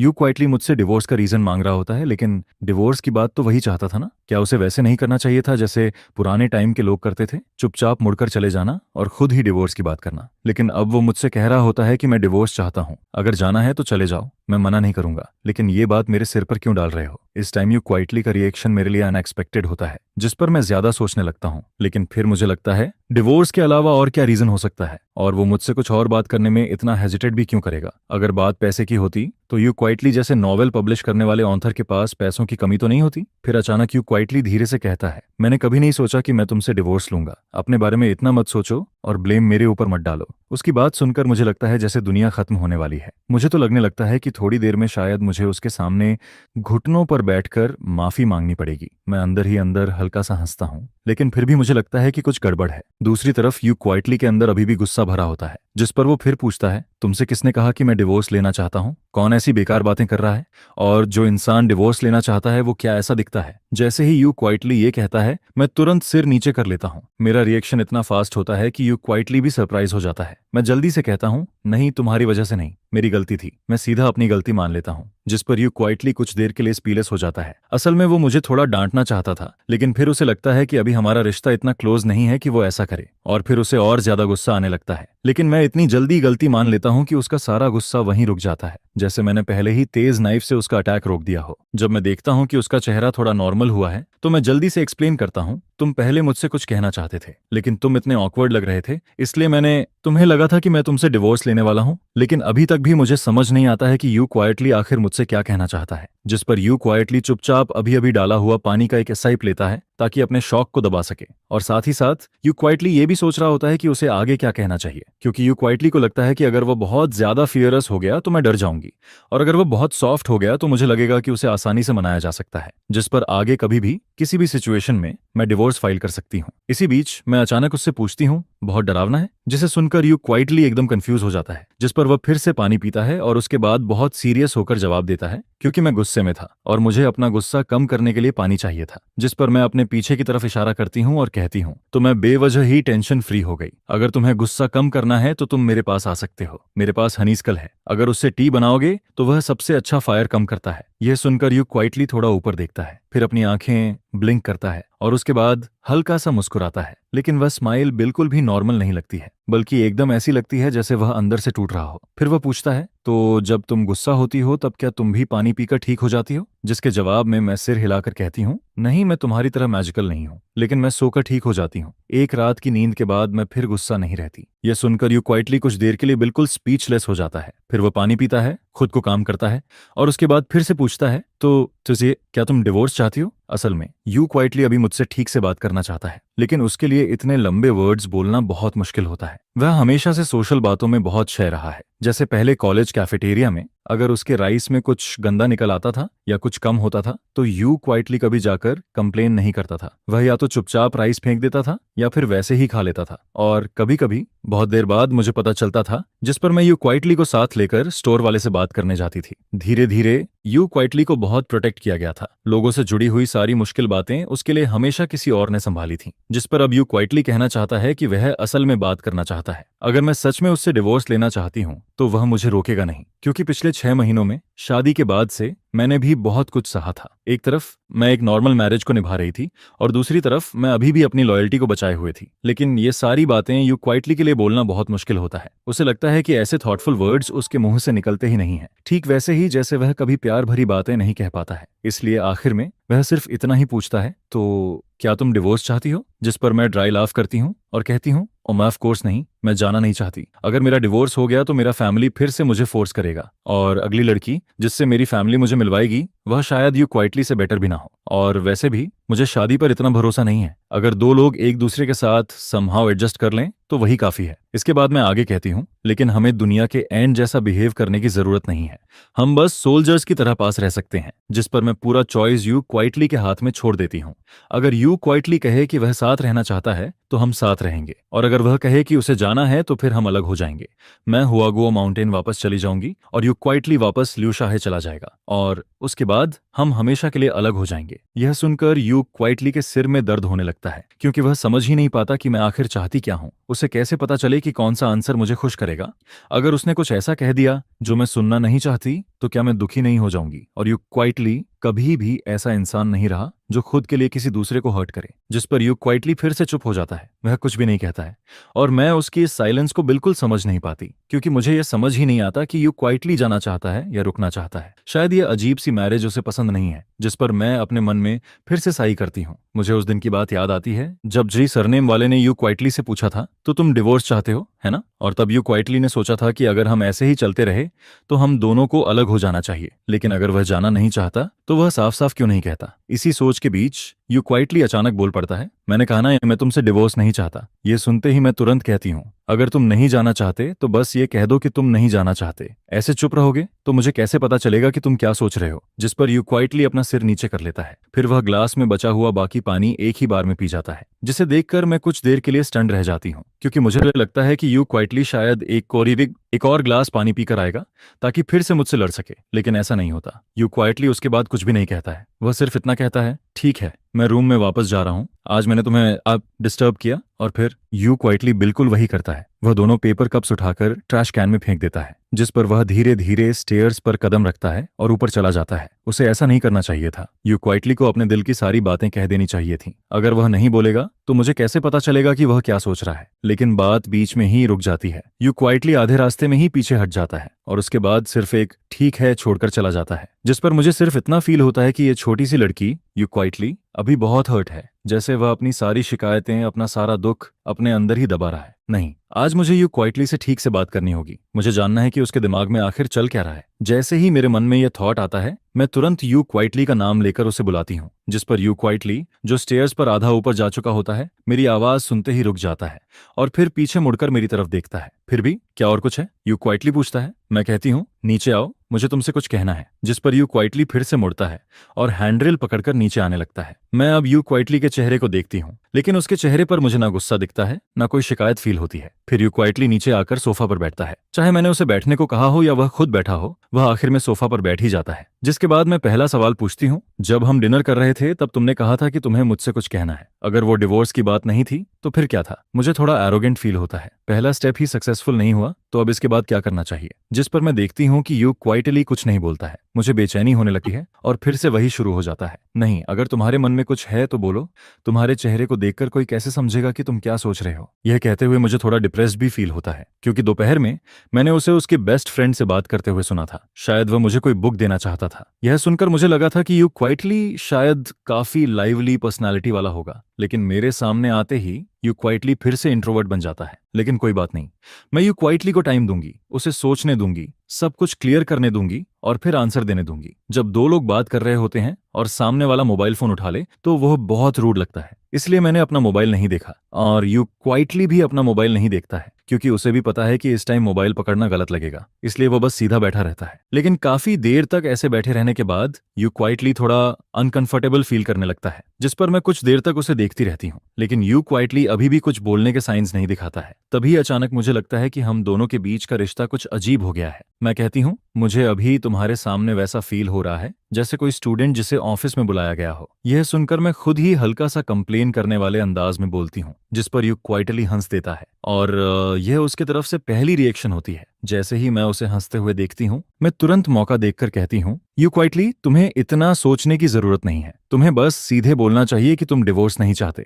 और जो भी तुम्हारे मन में है वह सब बोल देना चाहिए। मैं उसे बहुत इनकरेजिंग नजरों से देखती हूँ, लेकिन एक पल के लिए मुझे खुद पर ही अजीब फील होता है, जैसे मैं कोई स्ट्रेंज अंकल हूँ जो किसी बच्चे को समझा रहा हो। ठीक है, यू क्वाइटली सिर हिलाता है। लेकिन उसका जवाब इतना सिंपल होता है कि मुझे लगता है जैसे वह बस बात खत्म करने के लिए बोल रहा है, और मुझे समझ नहीं आता कि अब यू क्वाइटली के साथ क्या करूं। इसलिए मैं बस उसे उम्मीद भरी नजरों से देखती रहती हूँ, और मेरी यह नजर यू क्वाइटली को एम्बेरस्ड कर देती है, जिस पर वह तुरंत हाथ उठाकर कहता है, मैं सच में तुमसे झूठ नहीं बोल रहा हूँ। मैं प्रॉमिस करता हूँ कि आगे से जो भी सोचूंगा सब बोल दूंगा। मैं तुरंत कहती हूँ, तो फिर जो बात तुम पहले मुझसे कहना चाहते थे वही बोलो। जिस पर यू क्वाइटली थोड़ा एम्बेरस्ड होकर 2 बार खांसता है, लेकिन उसके बाद भी वह कुछ नहीं बोलता। मैं कुछ देर उसे देखती हूँ और फिर कहती हूँ, मुझे नहीं लगता कि आज हम दोनों की बात आगे बढ़ पाएगी। छोड़ो, कोई बात नहीं, तुम जल्दी रेस्ट कर लो। मैं गहरी सांस लेती हूँ और उठकर जाने लगती हूँ। रुको। जैसे ही यू क्वाइटली देखता है कि मैं जा रही हूँ, वह जल्दी से मेरे कपड़ों का किनारा पकड़ लेता है, क्योंकि उसे हमेशा लगता है कि अगर वह मुझे ऐसे ही जाने देगा तो कुछ अच्छा नहीं होगा। लेकिन मुझे रोकने के बाद भी उसे समझ नहीं आता कि आखिर क्या कहना चाहिए। जिस पर मैं नीचे देखती हूँ, यू क्वाइटली मेरे कपड़ों का किनारा पकड़े होता है। फिर वह सिर उठाकर मेरी तरफ देखता है, लेकिन अगले ही पल उसका चेहरा लाल हो जाता है। उसे लगता है कि उसने कुछ गलत कर दिया, जिस पर वह तुरंत मेरा कपड़ा छोड़ देता है, जैसे उसने कोई बहुत बड़ी गलती कर दी हो। और फिर वह अपना वही हाथ जो अभी अभी मेरे कपड़े पकड़ रहा था, अपनी पीठ के पीछे छुपा लेता है, ताकि मैं उसे ना देख सकूं। असल में यह कोई बड़ी बात नहीं थी, लेकिन यू क्वाइटली को लगता है कि शायद यह बात मेरे लिए परेशानी बन सकती है। यू क्वाइटली धीरे से कहता है, मुझे नहीं पता कि यह बात तुम्हारे लिए ट्रबल बनेगी या नहीं। जिस पर मैं तुरंत कहती हूँ, अगर तुम बताओगे ही नहीं तो मुझे कैसे पता चलेगा कि वह ट्रबल है या नहीं। छिन मनमन ने भी उससे यही कहा था, लेकिन फिर भी यू क्वाइटली को हमेशा लगता है कि ऐसा करना सही नहीं है। उसे लोगों को परेशान करना पसंद नहीं है, और छिन मनमन तो उसके पास रिलेशनशिप की वजह से थी, लेकिन मेरे साथ उसके और मेरे बीच सिर्फ एक मैरिज का रिश्ता है। जिस पर यू क्वाइटली अचानक कहता है, अभी हम डिवोर्स की बात कर रहे थे, तुम जाना चाहती हो या नहीं जाना चाहती? मुझे सीधे पूछना चाहिए था। अब यू क्वाइटली थोड़ा परेशान होकर मेरी तरफ देखता है और फिर आखिरकार सब कुछ बोल देता है। मुझे कैसे पता चले कि कौन सा जवाब तुम्हें हर्ट करेगा? अगर तुम डिवोर्स चाहती हो और मैं कह दूं कि मैं डिवोर्स नहीं चाहता, तो क्या तुम सिर्फ मेरी वजह से अगले आधे साल तक मेरे साथ रहोगी? इसलिए मैं हमेशा चॉइस तुम्हारे हाथ में छोड़ता रहा हूं। मैं चाहता था कि फैसला तुम करो। फिर वो मेरी तरफ देखता है और कहता है, तुम बस मुझे एक क्लियर आंसर दे दो, चाहे तुम जाना चाहती हो या नहीं जाना चाहती। इन दोनों में से कोई एक आंसर दे दो। फिर मुझे क्यों पूछना चाहिए कि मैं क्या चाहता हूँ? इस बार यू क्वाइटली बहुत कुछ बोल देता है और मैं उसकी सारी बातें बहुत ध्यान से सुनती हूँ। जब वह बोलना खत्म करता है, तब मुझे समझ आता है कि यू क्वाइटली बहुत ज्यादा सोचता है, लेकिन हमेशा सिर्फ दूसरों के बारे में सोचता है, कभी खुद के बारे में नहीं। जिस पर मैं उससे पूछती हूँ, क्या तुम्हारी फीलिंग्स इंपॉर्टेंट नहीं है? मैंने उसके बारे में बहुत सोचा था, इसलिए जब मैंने उससे कहा कि मैं डिवोर्स नहीं चाहती, तब मैंने पूरा फैसला उसके हाथ में छोड़ दिया था, क्योंकि उस टाइम मुझे समझ नहीं आ रहा था कि यू क्वाइटली क्या चाहता है। मैरिज तभी चलती है जब दोनों लोग उसे चलाना चाहते हों। अगर एक इंसान ही उसे निभाना चाहता रहे और दूसरा नहीं, तो फिर उसका कोई मतलब नहीं होता। इसलिए चॉइस उसके हाथ में देना कोई बड़ी बात नहीं थी। मुझे बस इतना चाहिए था कि यू क्वाइटली अपने मन की बात बता दे। उसके बाद हम दोनों मिलकर डिसाइड कर सकते थे कि आगे क्या करना है। लेकिन मैंने नहीं सोचा था कि प्रॉब्लम सिर्फ इतनी सी होगी। ये सुनकर यू क्वाइटली एकदम स्टंडन रह जाता है। वह धीरे से अपना मुंह खोलता है और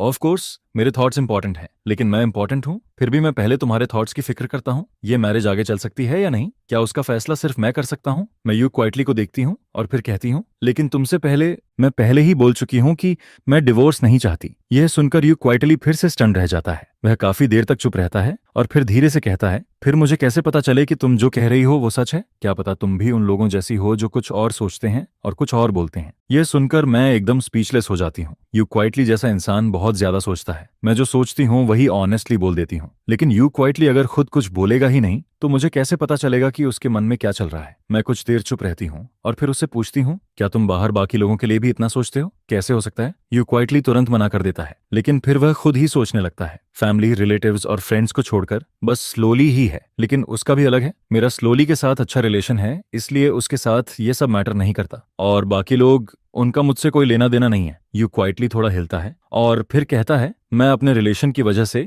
किसी और को हर्ट नहीं करूंगा, और जो लोग मेरे लिए मैटर नहीं करते उनके लिए मैं खुद को भी अपसेट नहीं करूंगा। यह सुनकर मैं मन में सोचती हूँ, अगर ऐसे हिसाब लगाऊं तो यू क्वाइटली की लिस्ट में मैं शायद पहली बार सबसे ऊपर हूँ। जिस पर मैं पूछती हूँ, और मैं ऑन ऑफ कोर्स तुम उनसे अलग हो। अलग कैसे? उनकी क्या आइडेंटिटी है और मेरी क्या आइडेंटिटी है? यह सुनते ही यू क्वाइटली चुप हो जाता है। वह कुछ नहीं बोलता। असल में यह एकदम नॉर्मल सवाल था, लेकिन ना जाने क्यों यू क्वाइटली को यह सवाल कुछ अलग ही फील करवाता है, जैसे मैं उसके लिए कोई स्पेशल पर्सन हूँ। मैं फिर पूछती हूँ, तो फिर मेरी आइडेंटिटी क्या है? मैं बस ये सुनना चाहती हूँ कि यू क्वाइटली खुद अपने मुंह से बोले, लेकिन यू क्वाइटली फिर भी नहीं बोलता। शायद वह कहना चाहता है, कन्वी तुम मेरे हस्बैंड हो, लेकिन उसके लिए यह लाइन बोलना बहुत ज्यादा ऑकवर्ड है, क्योंकि अगर वह ऐसी बातें बोलेगा तो शायद फिर उसे लगेगा कि लोग उसे चिढ़ाएंगे या कहेंगे कि वह बहुत इमोशनल हो रहा है। जिस पर यू क्वाइटली का चेहरा फिर से लाल हो जाता है। वह कुछ भी नहीं बोल पाता। उसका एक्सप्रेशन देखकर मैं अचानक हंस देती हूँ, क्योंकि अब मुझे समझ आने लगता है मैं यू क्वाइटली के लिए सिर्फ एक नॉर्मल रूममेट नहीं हूँ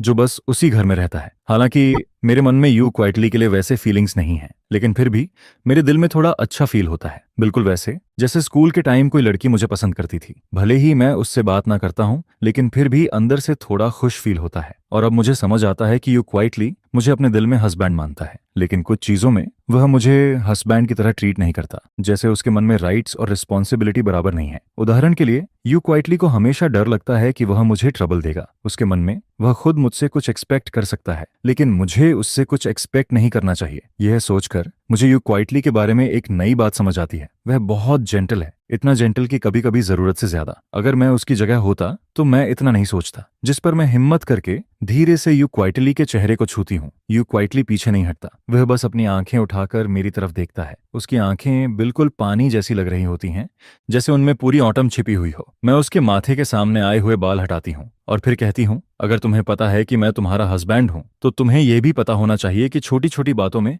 तुम मुझ पर डिपेंड कर सकते हो। तुम्हें मुझे यह मौका देना होगा। अगर तुम मुझे बताओगे तभी मुझे पता चलेगा कि कौन सी बात तुम्हारे लिए बड़ी है और कौन सी नहीं। फिर मैं उसे देखती हूँ और कहती हूँ, जैसे अगर तुम्हें मेरा वीचैट चाहिए तो तुम सीधे बोल सकते हो। मैं यू क्वाइटली को देखती हूँ, जिस पर यू क्वाइटली धीरे से मेरा चेहरा छूता है। शायद उसे लगता है कि मेरे चेहरे पर कुछ लगा हुआ है, लेकिन उसके कुछ बोलने से पहले मैं पहले बोल देती हूँ, तुम्हारी नजर में वीचैट मांगना बहुत बड़ी बात है? मैं बहुत कंफ्यूजन में पूछती हूँ और यू क्वाइटली भी उतनी ही कंफ्यूजन में जवाब देता है, क्या नहीं है? आखिर में मैं हेल्पलेस होकर सिर हिला देती हूँ। फिर मैं सीधे यू क्वाइटली का मोबाइल लेती हूँ और उसमें अपना नंबर सेव कर देती हूँ। यू क्वाइटली कुछ पल के लिए रुक जाता है और फिर पूछता है, तो क्या तुम अक्सर लड़कियों से उनका वीचैट मांगते हो? यह सुनकर मैं फिर से कंफ्यूज्ड हो जाती हूँ। यू क्वाइटली का ब्रेन आखिर चलता कैसे है? मैं कुछ नहीं बोलती, जिस पर यू क्वाइटली को अचानक एहसास होता है कि उसका सवाल थोड़ा अजीब था, इसलिए वह जल्दी से कहता है, मैं बस पूछ रहा था, अगर तुम सच में किसी से बात करना चाहते हो तो तुम सीधे बोल सकते हो। हम नॉर्मली बात कर सकते हैं, और अगर तुम नहीं बताना चाहते तो भी ठीक है। लेकिन उसे शायद अभी भी लगता है कि यह काफी नहीं है, इसलिए वह जल्दी से एक और लाइन जोड़ देता है, मैं गुस्सा नहीं करूंगा।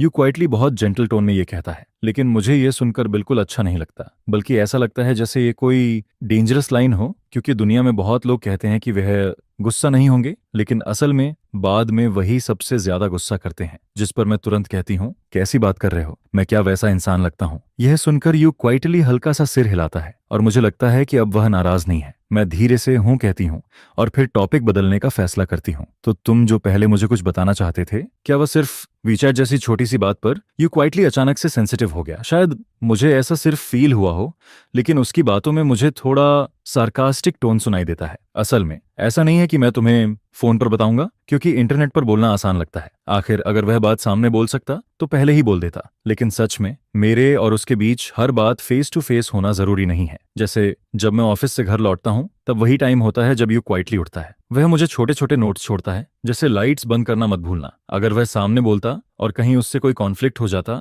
तो क्या होता, लेकिन नोट अलग होता है। अगर मेरा टेम्पर खराब होता तो शायद मैं वो नोट फाड़ कर ट्रैश कैन में फेंक देता, और फिर रात में जब यू क्वाइटली नीचे आता और बैले की लाश देखता तब उसे समझ आता कि यह इंसान इतना इजी नहीं है, और उसके बाद वह मुझसे और कम बात करता। लेकिन अच्छा है कि मेरा टेम्पर इतना खराब नहीं है। मुझसे बात करने के बाद यू क्वाइटली अपना फोन लेकर जल्दी जल्दी सेकंड फ्लोर पर चला जाता है और मुझे ज्यादा देर वेट नहीं करना पड़ता। थोड़ी देर बाद मेरे वीचैट पर एक फ्रेंड रिक्वेस्ट आती है। उसका प्रोफाइल फोटो मेई यांगयांग का होता है और नेम लिखा होता है, तुम मुझे प्रिंसेस मेई यांगयांग बुला सकते हो। ये यू जिंगशी का अकाउंट होता है, वही लड़की जो हमेशा बहुत सीरियस और डीप लगती है। अगर मैंने पहले ही यू जिंगशी का वीचैट ऐड कर लिया होता तो शायद मैं उसके बारे में इतनी बड़ी मिसअंडरस्टैंडिंग नहीं करता। फ्रेंड रिक्वेस्ट एक्सेप्ट करते ही यू क्वाइटली मुझे मैसेज भेजता है, मैं यू क्वाइटली हूँ। उसके बाद वह नंबर्स की एक लाइन भेजता है, वह उसका फोन नंबर होता है। मैं तुरंत उसे सेव कर लेता हूँ। कॉन्टैक्ट सेव करते हुए मैं यही सोच रहा होता हूँ कि यह छोटी सी लड़की यू क्वाइटली बाहर से इतनी इंट्रोवर्ट लगती है, लेकिन जैसे ही फोन हाथ में आता है वह खुद बात शुरू कर देती है। मैं अभी उसका नाम एडिट ही कर रहा होता हूँ, तभी यू क्वाइटली के मैसेजेस एक के बाद एक आने लगते हैं। इतने मैसेज आ जाते हैं कि कॉन्टैक्ट सेव करने के बाद मुझे वापस जाकर सारे मैसेज पढ़ने पड़ते हैं। असल में कोई बहुत बड़ी बात नहीं थी। हालांकि उसने हाँ बोल दी थी, लेकिन उसने किन मेमिंग से कहा था कि शायद वह मुझे बाहर नहीं ला पाएगी। सब कुछ सिचुएशन पर डिपेंड करेगा। उसका मतलब बस इतना था कि वह मुझे अपने फ्रेंड से मिलवाना चाहती है। मैं उसकी बात समझ जाता हूँ,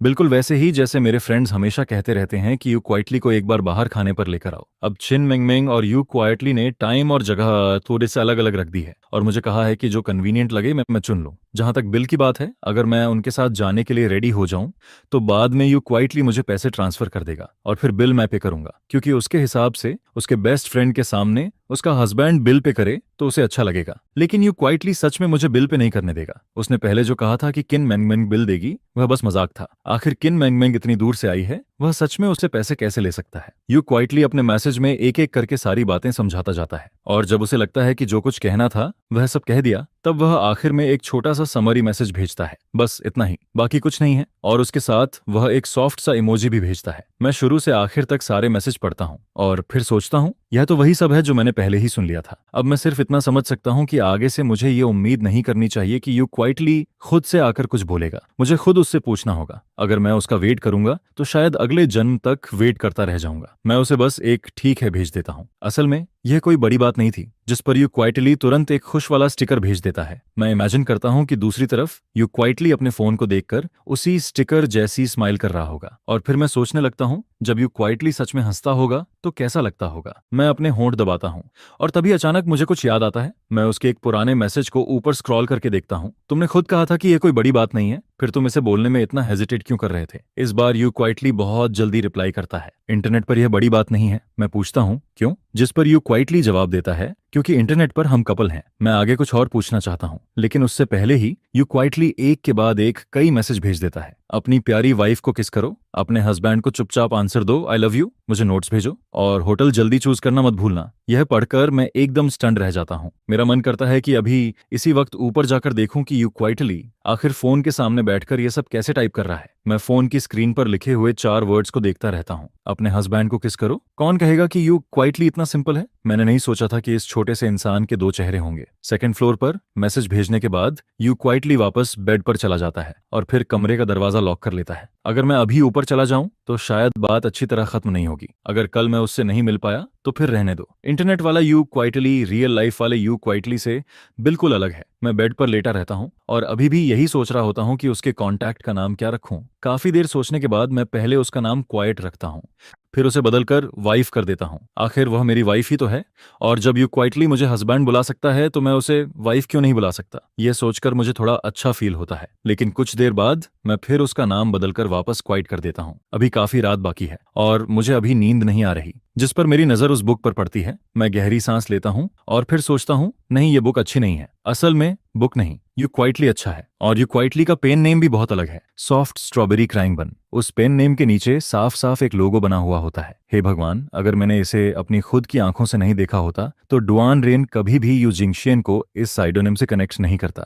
जिस पर जब मैं यू जिंग की बुक फ्लिप करके देखता हूँ तो मुझे पता चलता है कि उसने इसे इतने कैजुअली छुपा रखा था। फिर मैं भी कैजुअली एक बुक ढूंढता हूँ और उसे उसमें ऐड कर देता हूँ, जिसके बाद मैं यू क्वाइटली के लिए एक ग्रुप बना देता हूँ ताकि उसे स्पेशल अटेंशन पर रख सकूं। जिस पर फ्यूचर में जब भी यू क्वाइटली ग्रुप में कुछ बोलता है तो मैं तुरंत अंदर जाकर उसे पकड़ सकूं। काफी टाइम हो चुका था जब उसकी पिछली बुक फिनिश हुई थी, जिसके बाद मैं उससे पूछता हूं कि वह नई बुक कब स्टार्ट करने वाला है। शायद मियान मियान को यू क्वाइटली की अंडरवर्ल्ड वाली रूटीन पहले से पता थी, जिस पर मियान मियान जानबूझकर शाम का टाइम चूज करता है ताकि यू क्वाइटली से आराम से बात कर सके। घबराओ मत, मैंने रिसेंटली आउटलाइन का थोड़ा पार्ट लिखना स्टार्ट किया है। यह सुनकर मियान मियान ऑलमोस्ट पागल हो जाता है। फिर वह कहता है तो अब तुम मुझे ये बता रहे हो कि तुम बस आउटलाइन प्रिपेयर कर रहे हो। जिस पर लिन क्वाओ क्वाओ को शू की बातों पर बिल्कुल भी भरोसा नहीं होता। फिर वह कहती है इंस्पिरेशन ढूंढना भी तो आउटलाइन प्रिपेयर करने का ही पार्ट होता है। जिसके जवाब में मियान मियान फिर कहता है तुम्हें मुझ पर भरोसा रखना चाहिए। मैं कैसे मान लूं तुम कब काम करते हो और कब फिश करते हो। तुम इंस्पिरेशन आखिर ढूंढते कैसे हो, मुझे भी बताओ। जिस पर यू क्वाइटली जवाब देता है सुनो, इंस्पिरेशन ढूंढने का मेरे पास अभी टाइम नहीं है, अभी तो बस पहले उसे ले आओ। मैं रिसेंटली अपने हस्बैंड के साथ डेटिंग कर रहा हूँ सकता। यह सुनकर सामने वाला हैरान रह जाता है। फिर यू क्वाइटली आगे कहता है मैं हस्बैंड का ख्याल रखता हूँ, बच्चे का भी ख्याल रखता हूँ और अभी मुझे बच्चे को हुए पूरे 8 महीने हो चुके हैं। मेरी लाइफ कितनी मिसरेबल हो गई है। जिस पर कोई पूछता है और तुम्हारा हस्बैंड कहाँ है। यू क्वाइटली कैजुअली जवाब देता है मेरा हस्बैंड मेरे बगल में ही लेटा है। यह सुनते ही मैं दांत भींचकर पोर्सलेन नाइफ पर हाथ मार देता हूँ। फिर मैं कहता हूँ सुन लो, तुम्हारे रिकमेंडेशन का दूसरा हाफ गया, अभी चाहिए तुम्हें। जिस पर एक और केस फ्लैश होकर सामने आता है। हालांकि मेरा दिल अभी भी हॉर्स लेटर पर नहीं था, लेकिन मेरा हाथ फिर भी कीबोर्ड को टच करता रहता है। फिर अचानक मियान मियान का अवतार डार्क हो जाता है। कंग्रेचुलेशंस, यू क्वाइटली ने आखिरकार तुम्हें याद कर लिया। जिस पर मैं धीरे धीरे सक्सेसफुल तो हो जाता हूँ, लेकिन साथ ही दूसरे इंसान पर गुस्सा भी आने लगता है। मैं आधा गुस्से में होता हूँ, लेकिन पूरी तरह नहीं। फिर अगले दिन मैं बुक स्टोर में बैठा होता हूँ और आसपास देखने लगता हूँ कि यहाँ कौन सी चीज खाने के लिए अच्छी है। काफी देर तक सर्च करने और कई ऑप्शंस देखने के बाद मुझे आखिरकार एक हॉट पॉट रेस्टोरेंट मिल जाता है। लेकिन फिर भी मैं यूजिंग की ओपिनियन को कंसिडर करता हूँ, जिस पर मैं उसका स्क्रीनशॉट और एड्रेस यू जिंगशिंग को सेंड कर देता हूँ। इसके बाद मैं फोन की स्क्रीन को देखता रहता हूँ और अचानक से डीप सोच में चला जाता हूँ, क्योंकि कल यू क्वाइटली ने जो मैसेज मुझे भेजा था वह अभी भी उसी तरह स्क्रीन पर पड़ा था। उसने कहा था, मैंने हस्बैंड को किस किया। फिर उसने कहा था, मैं तुमसे प्यार करता हूँ। जिस पर मेरा दिमाग अपने आप फैंटेसी में चला जाता है। मैं सोचने लगता हूँ कि जब यू क्वाइटली ने मुझे यह मैसेज भेजा होगा तब वह कैसा दिख रहा होगा। क्या वह फोन स्क्रीन के सामने जोर जोर से हंस रहा होगा, या फिर मेरी तरह वही साइलेंट और डीप एक्सप्रेशन के साथ बैठा होगा। लेकिन जाहिर सी बात है, इसका कोई आंसर नहीं था। यू क्वाइटली वापस आ चुका था, लेकिन मुझे नहीं पता था कि वह आज फिर अपने बेस्ट फ्रेंड के साथ बाहर घूमने जाएगा या नहीं।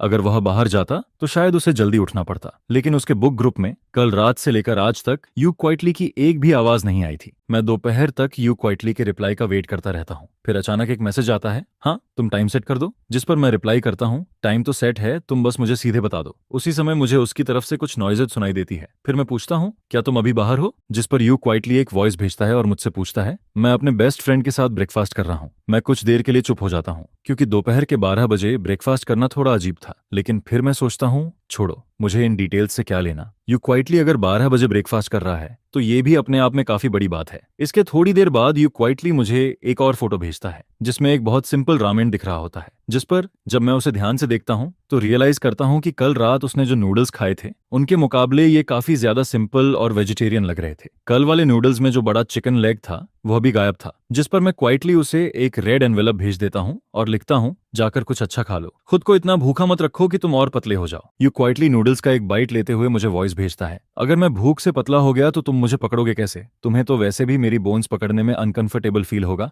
है ना। लेकिन सबसे अजीब बात यह थी कि यू क्वाइटली ने मेरा रेड एनवेलप एक्सेप्ट ही नहीं किया। यह सुनकर मेरा सिर क्वेश्चन मार्क्स से भर जाता है। मुझे ऐसा फील होने लगता है जैसे ऑनलाइन वाला you quietly and real life वाला यू क्वाइटली दो बिल्कुल अलग इंसान हो। इंटरनेट पर वह इतना बोल्ड रहता है, लेकिन रियलिटी में वही यू क्वाइटली इतना वीक और रिबेलियस बन जाता है, जिस पर मैं तुरंत सीरियस हो जाता हूँ। उधर दूसरी तरफ चिन मानमन क्वाइटली मुस्कुराता है। वह चेयर पर मिल्क टी लेकर टिका हुआ था। फिर वह सोचते हुए कहता है, मैंने पहले ही कहा था कि तुम्हारा उसके साथ कुछ सीक्रेट चल रहा है, लेकिन तब तुम मुझ पर ही गुस्सा हो रहे थे। अब खुद को देखो, तुम्हारी हालत तो बिल्कुल वैसी ही लग रही है। और वैसे भी हमारी शादी को आधा साल हो गया है, उसके बाद भी हमारा कोई इंटरसेक्शन नहीं हुआ। जिस पर यू क्वाइटली तुरंत जवाब देता है, वह अभी भी मेरा हस्बैंड है। मैं उसे कोई भी मैसेज भेजूं, चाहे जितना टीज करूं, इसमें कुछ इलीगल नहीं है। यह कहने के बाद यू क्वाइटली जल्दी से अपना फोन छुपा लेता है, ताकि किन मनमन अंदर के मैसेजेस न देख सके, वरना कैरेक्टर मार्केटिंग का सारा इफेक्ट खत्म हो जाता। जिस पर किन मनमन हंसते हुए कहता है, छुपाने से कुछ नहीं होगा। अभी जो वॉइस तुमने भेजी थी,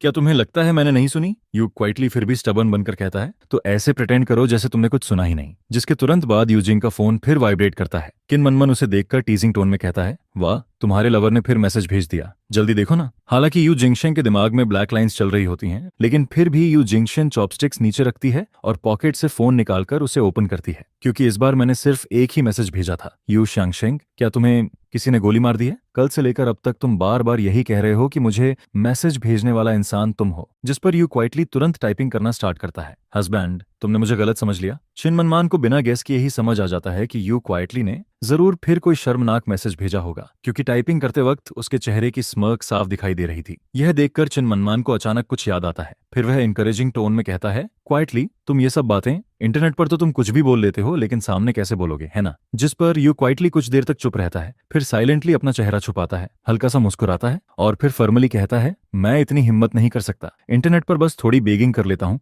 लेकिन रियलिटी में मैं अभी भी छुपता रहता हूँ, एक ऑस्ट्रिच की तरह। जिस पर किन मनमन ठंडे अंदाज में उसे खींचता और दबाता है, फिर हंसते हुए कहता है, जब तुम्हारा दिमाग इतना हॉट हो जाता है तब भी तुम खाली नहीं बैठते। आखिर डर किस बात का है। अभी तो तुम खुद बोल रहे थे कि वो तुम्हारा हस्बैंड है। यह सुनकर यू क्वाइटली का चेहरा थोड़ा रेड हो जाता है। फिर वह गुस्से में किन मनमन को घूरता है और कहता है, अपनी चीज पियो। क्या मिल्क टी पीते हुए भी तुम्हारा मुंह बंद नहीं हो सकता? लेकिन साफ लग रहा था कि वह सच में यू क्वाइटली को और ज्यादा नर्वस करना चाहता था। असल में किन मनमन का मन कर रहा था कि वह यू क्वाइटली को और छेड़े, लेकिन फिर वह सोचता है कि ये दोनों ऑलरेडी मैरिड हैं, तो यहाँ किसी को मिलाने की जरूरत ही नहीं है। आखिर अगर फीलिंग्स होंगी तो वो दोनों के बीच धीरे धीरे अपने आप डेवलप हो जाएंगी, और अगर फीलिंग्स नहीं होंगी तो जबरदस्ती कुछ करना भी सही नहीं होगा। जिस पर क्वीन मनमन क्वाइटली डिसाइड करता है कि वह बीच में नहीं पड़ेगा। यू क्वाइटली अपने हस्बैंड के साथ कैसे बात करता है यह उसी पर छोड़ देना चाहिए। ब्रेकफास्ट थोड़ा लाइट होना चाहिए। इसी वजह से यू क्वाइटली ने क्रिस्पी रामेन ऑर्डर किया था। हालांकि उस वक्त ऑलरेडी दोपहर हो चुकी थी। दूसरी तरफ मैं शाम को खाने का टाइम चूज कर रहा था,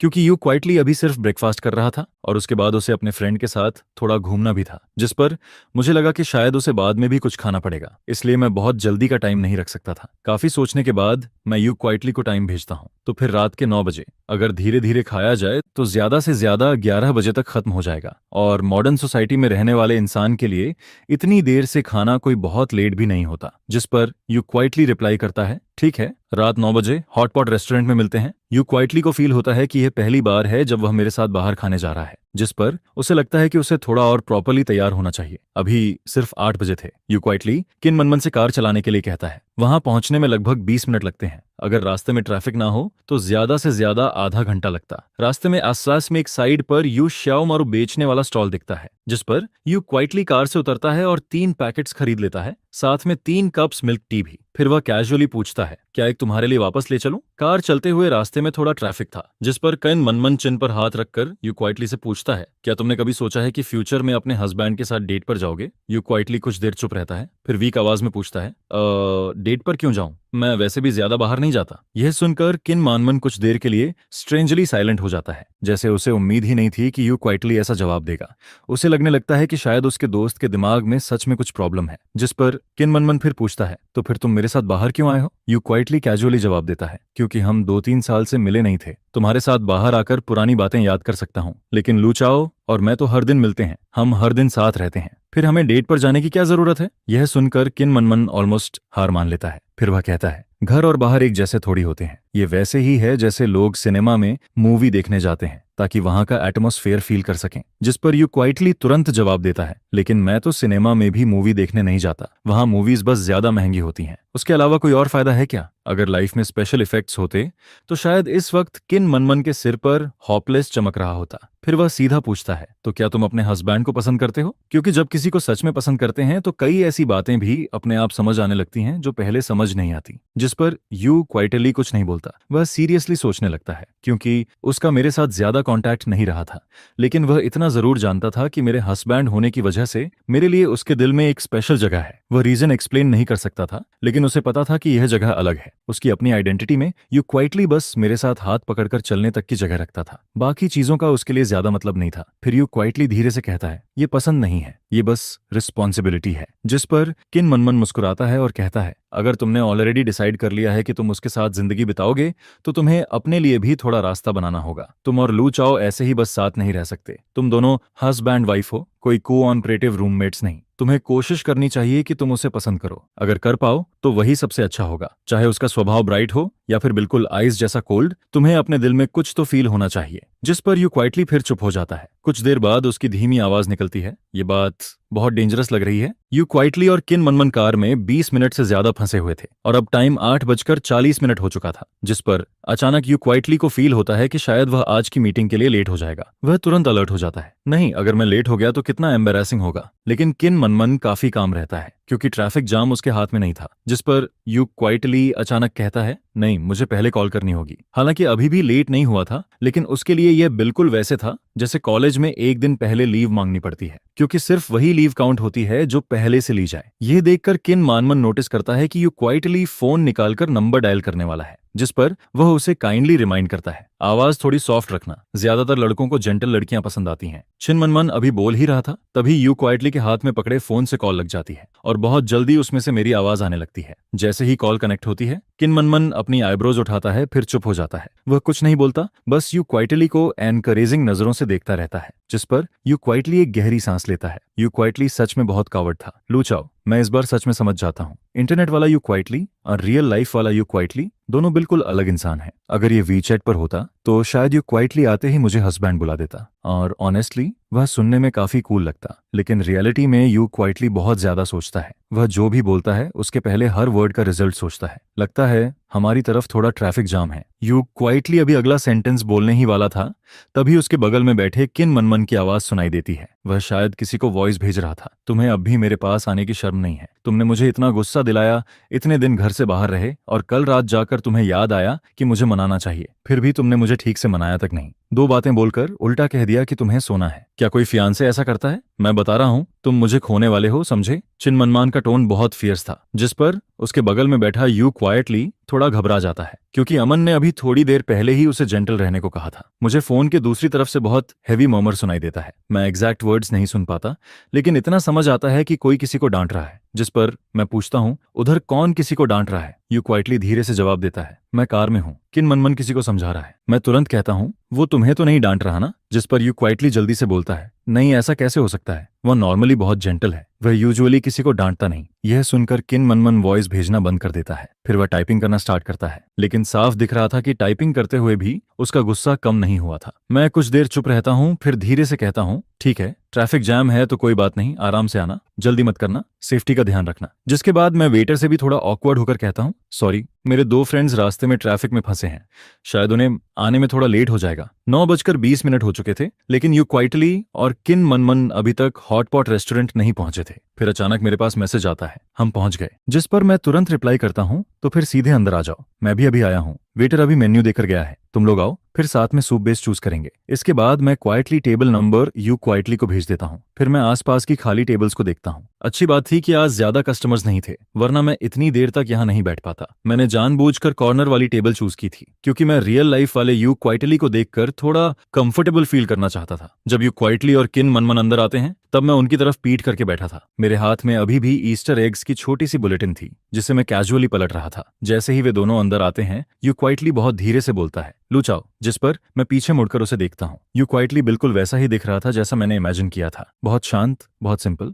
ऐसा लग रहा था जैसे उसके अंदर सच में कोई क्वाइट सा एहसास हो। अगर मैं बस वीचैट की उसकी चैट हिस्ट्री भूल जाऊं तो शायद वह और भी नॉर्मल लगता। यू क्वाइटली बैठ जाता है, फिर अपने हाथ में पकड़ी मिल्क टी और जांग्यू मीट बॉल्स मेरे सामने रख देता है। फिर थोड़ी ऑकवर्ड आवाज में कहता है, मीट बॉल्स थोड़े ठंडे हो गए हैं, अगर तुम्हारा मन ना हो तो मत खाना, बाद में मैं खुद क्वाइटली खा लूंगा। असल में उसके ओरिजिनल प्लान के हिसाब से मीट बॉल्स ठंडे नहीं होने चाहिए थे। यह सोचकर यू क्वाइटली अंदर ही अंदर थोड़ा रिग्रेट करता है। मैं हल्का सा मुस्कुराता हूं और कहता हूं, कोई बात नहीं। फिर मैं मीट बॉल्स को साइड में रख देता हूं, क्योंकि पहले गेस्ट्स को हैंडल करना जरूरी था। बहुत जल्दी हम लोग अपनी जरूरत के हिसाब से ऑर्डर कर देते हैं। इसके बाद डिपिंग सॉस बनाने की बारी आती है। यह काम वैसे भी आसान था, इसलिए जैसे ही यू क्वाइटली उठता है, मैं भी उसके साथ उठ जाता हूँ। जिस पर पीछे बैठा किन मनमन हम दोनों को देखता है। फिर अचानक उसका मन नहीं करता कि वह हमारे बीच आए। वह कैजुअली कहता है, यू क्वाइटली, तुम मेरा सॉस बना देना, तुम्हें पता है मुझे क्या पसंद है। जिस पर यू क्वाइटली पीछे मुड़कर मुझे देखता है, फिर सामने बैठे किन मनमन को देखता है। उसके चेहरे पर साफ लिखा था, क्या तुम सीरियसली चाहते हो कि मैं यहाँ सर्वेंट बन जाऊं? लेकिन उस वक्त मैं अंदर ही अंदर सीक्रेटली खुश हो रहा था, हालांकि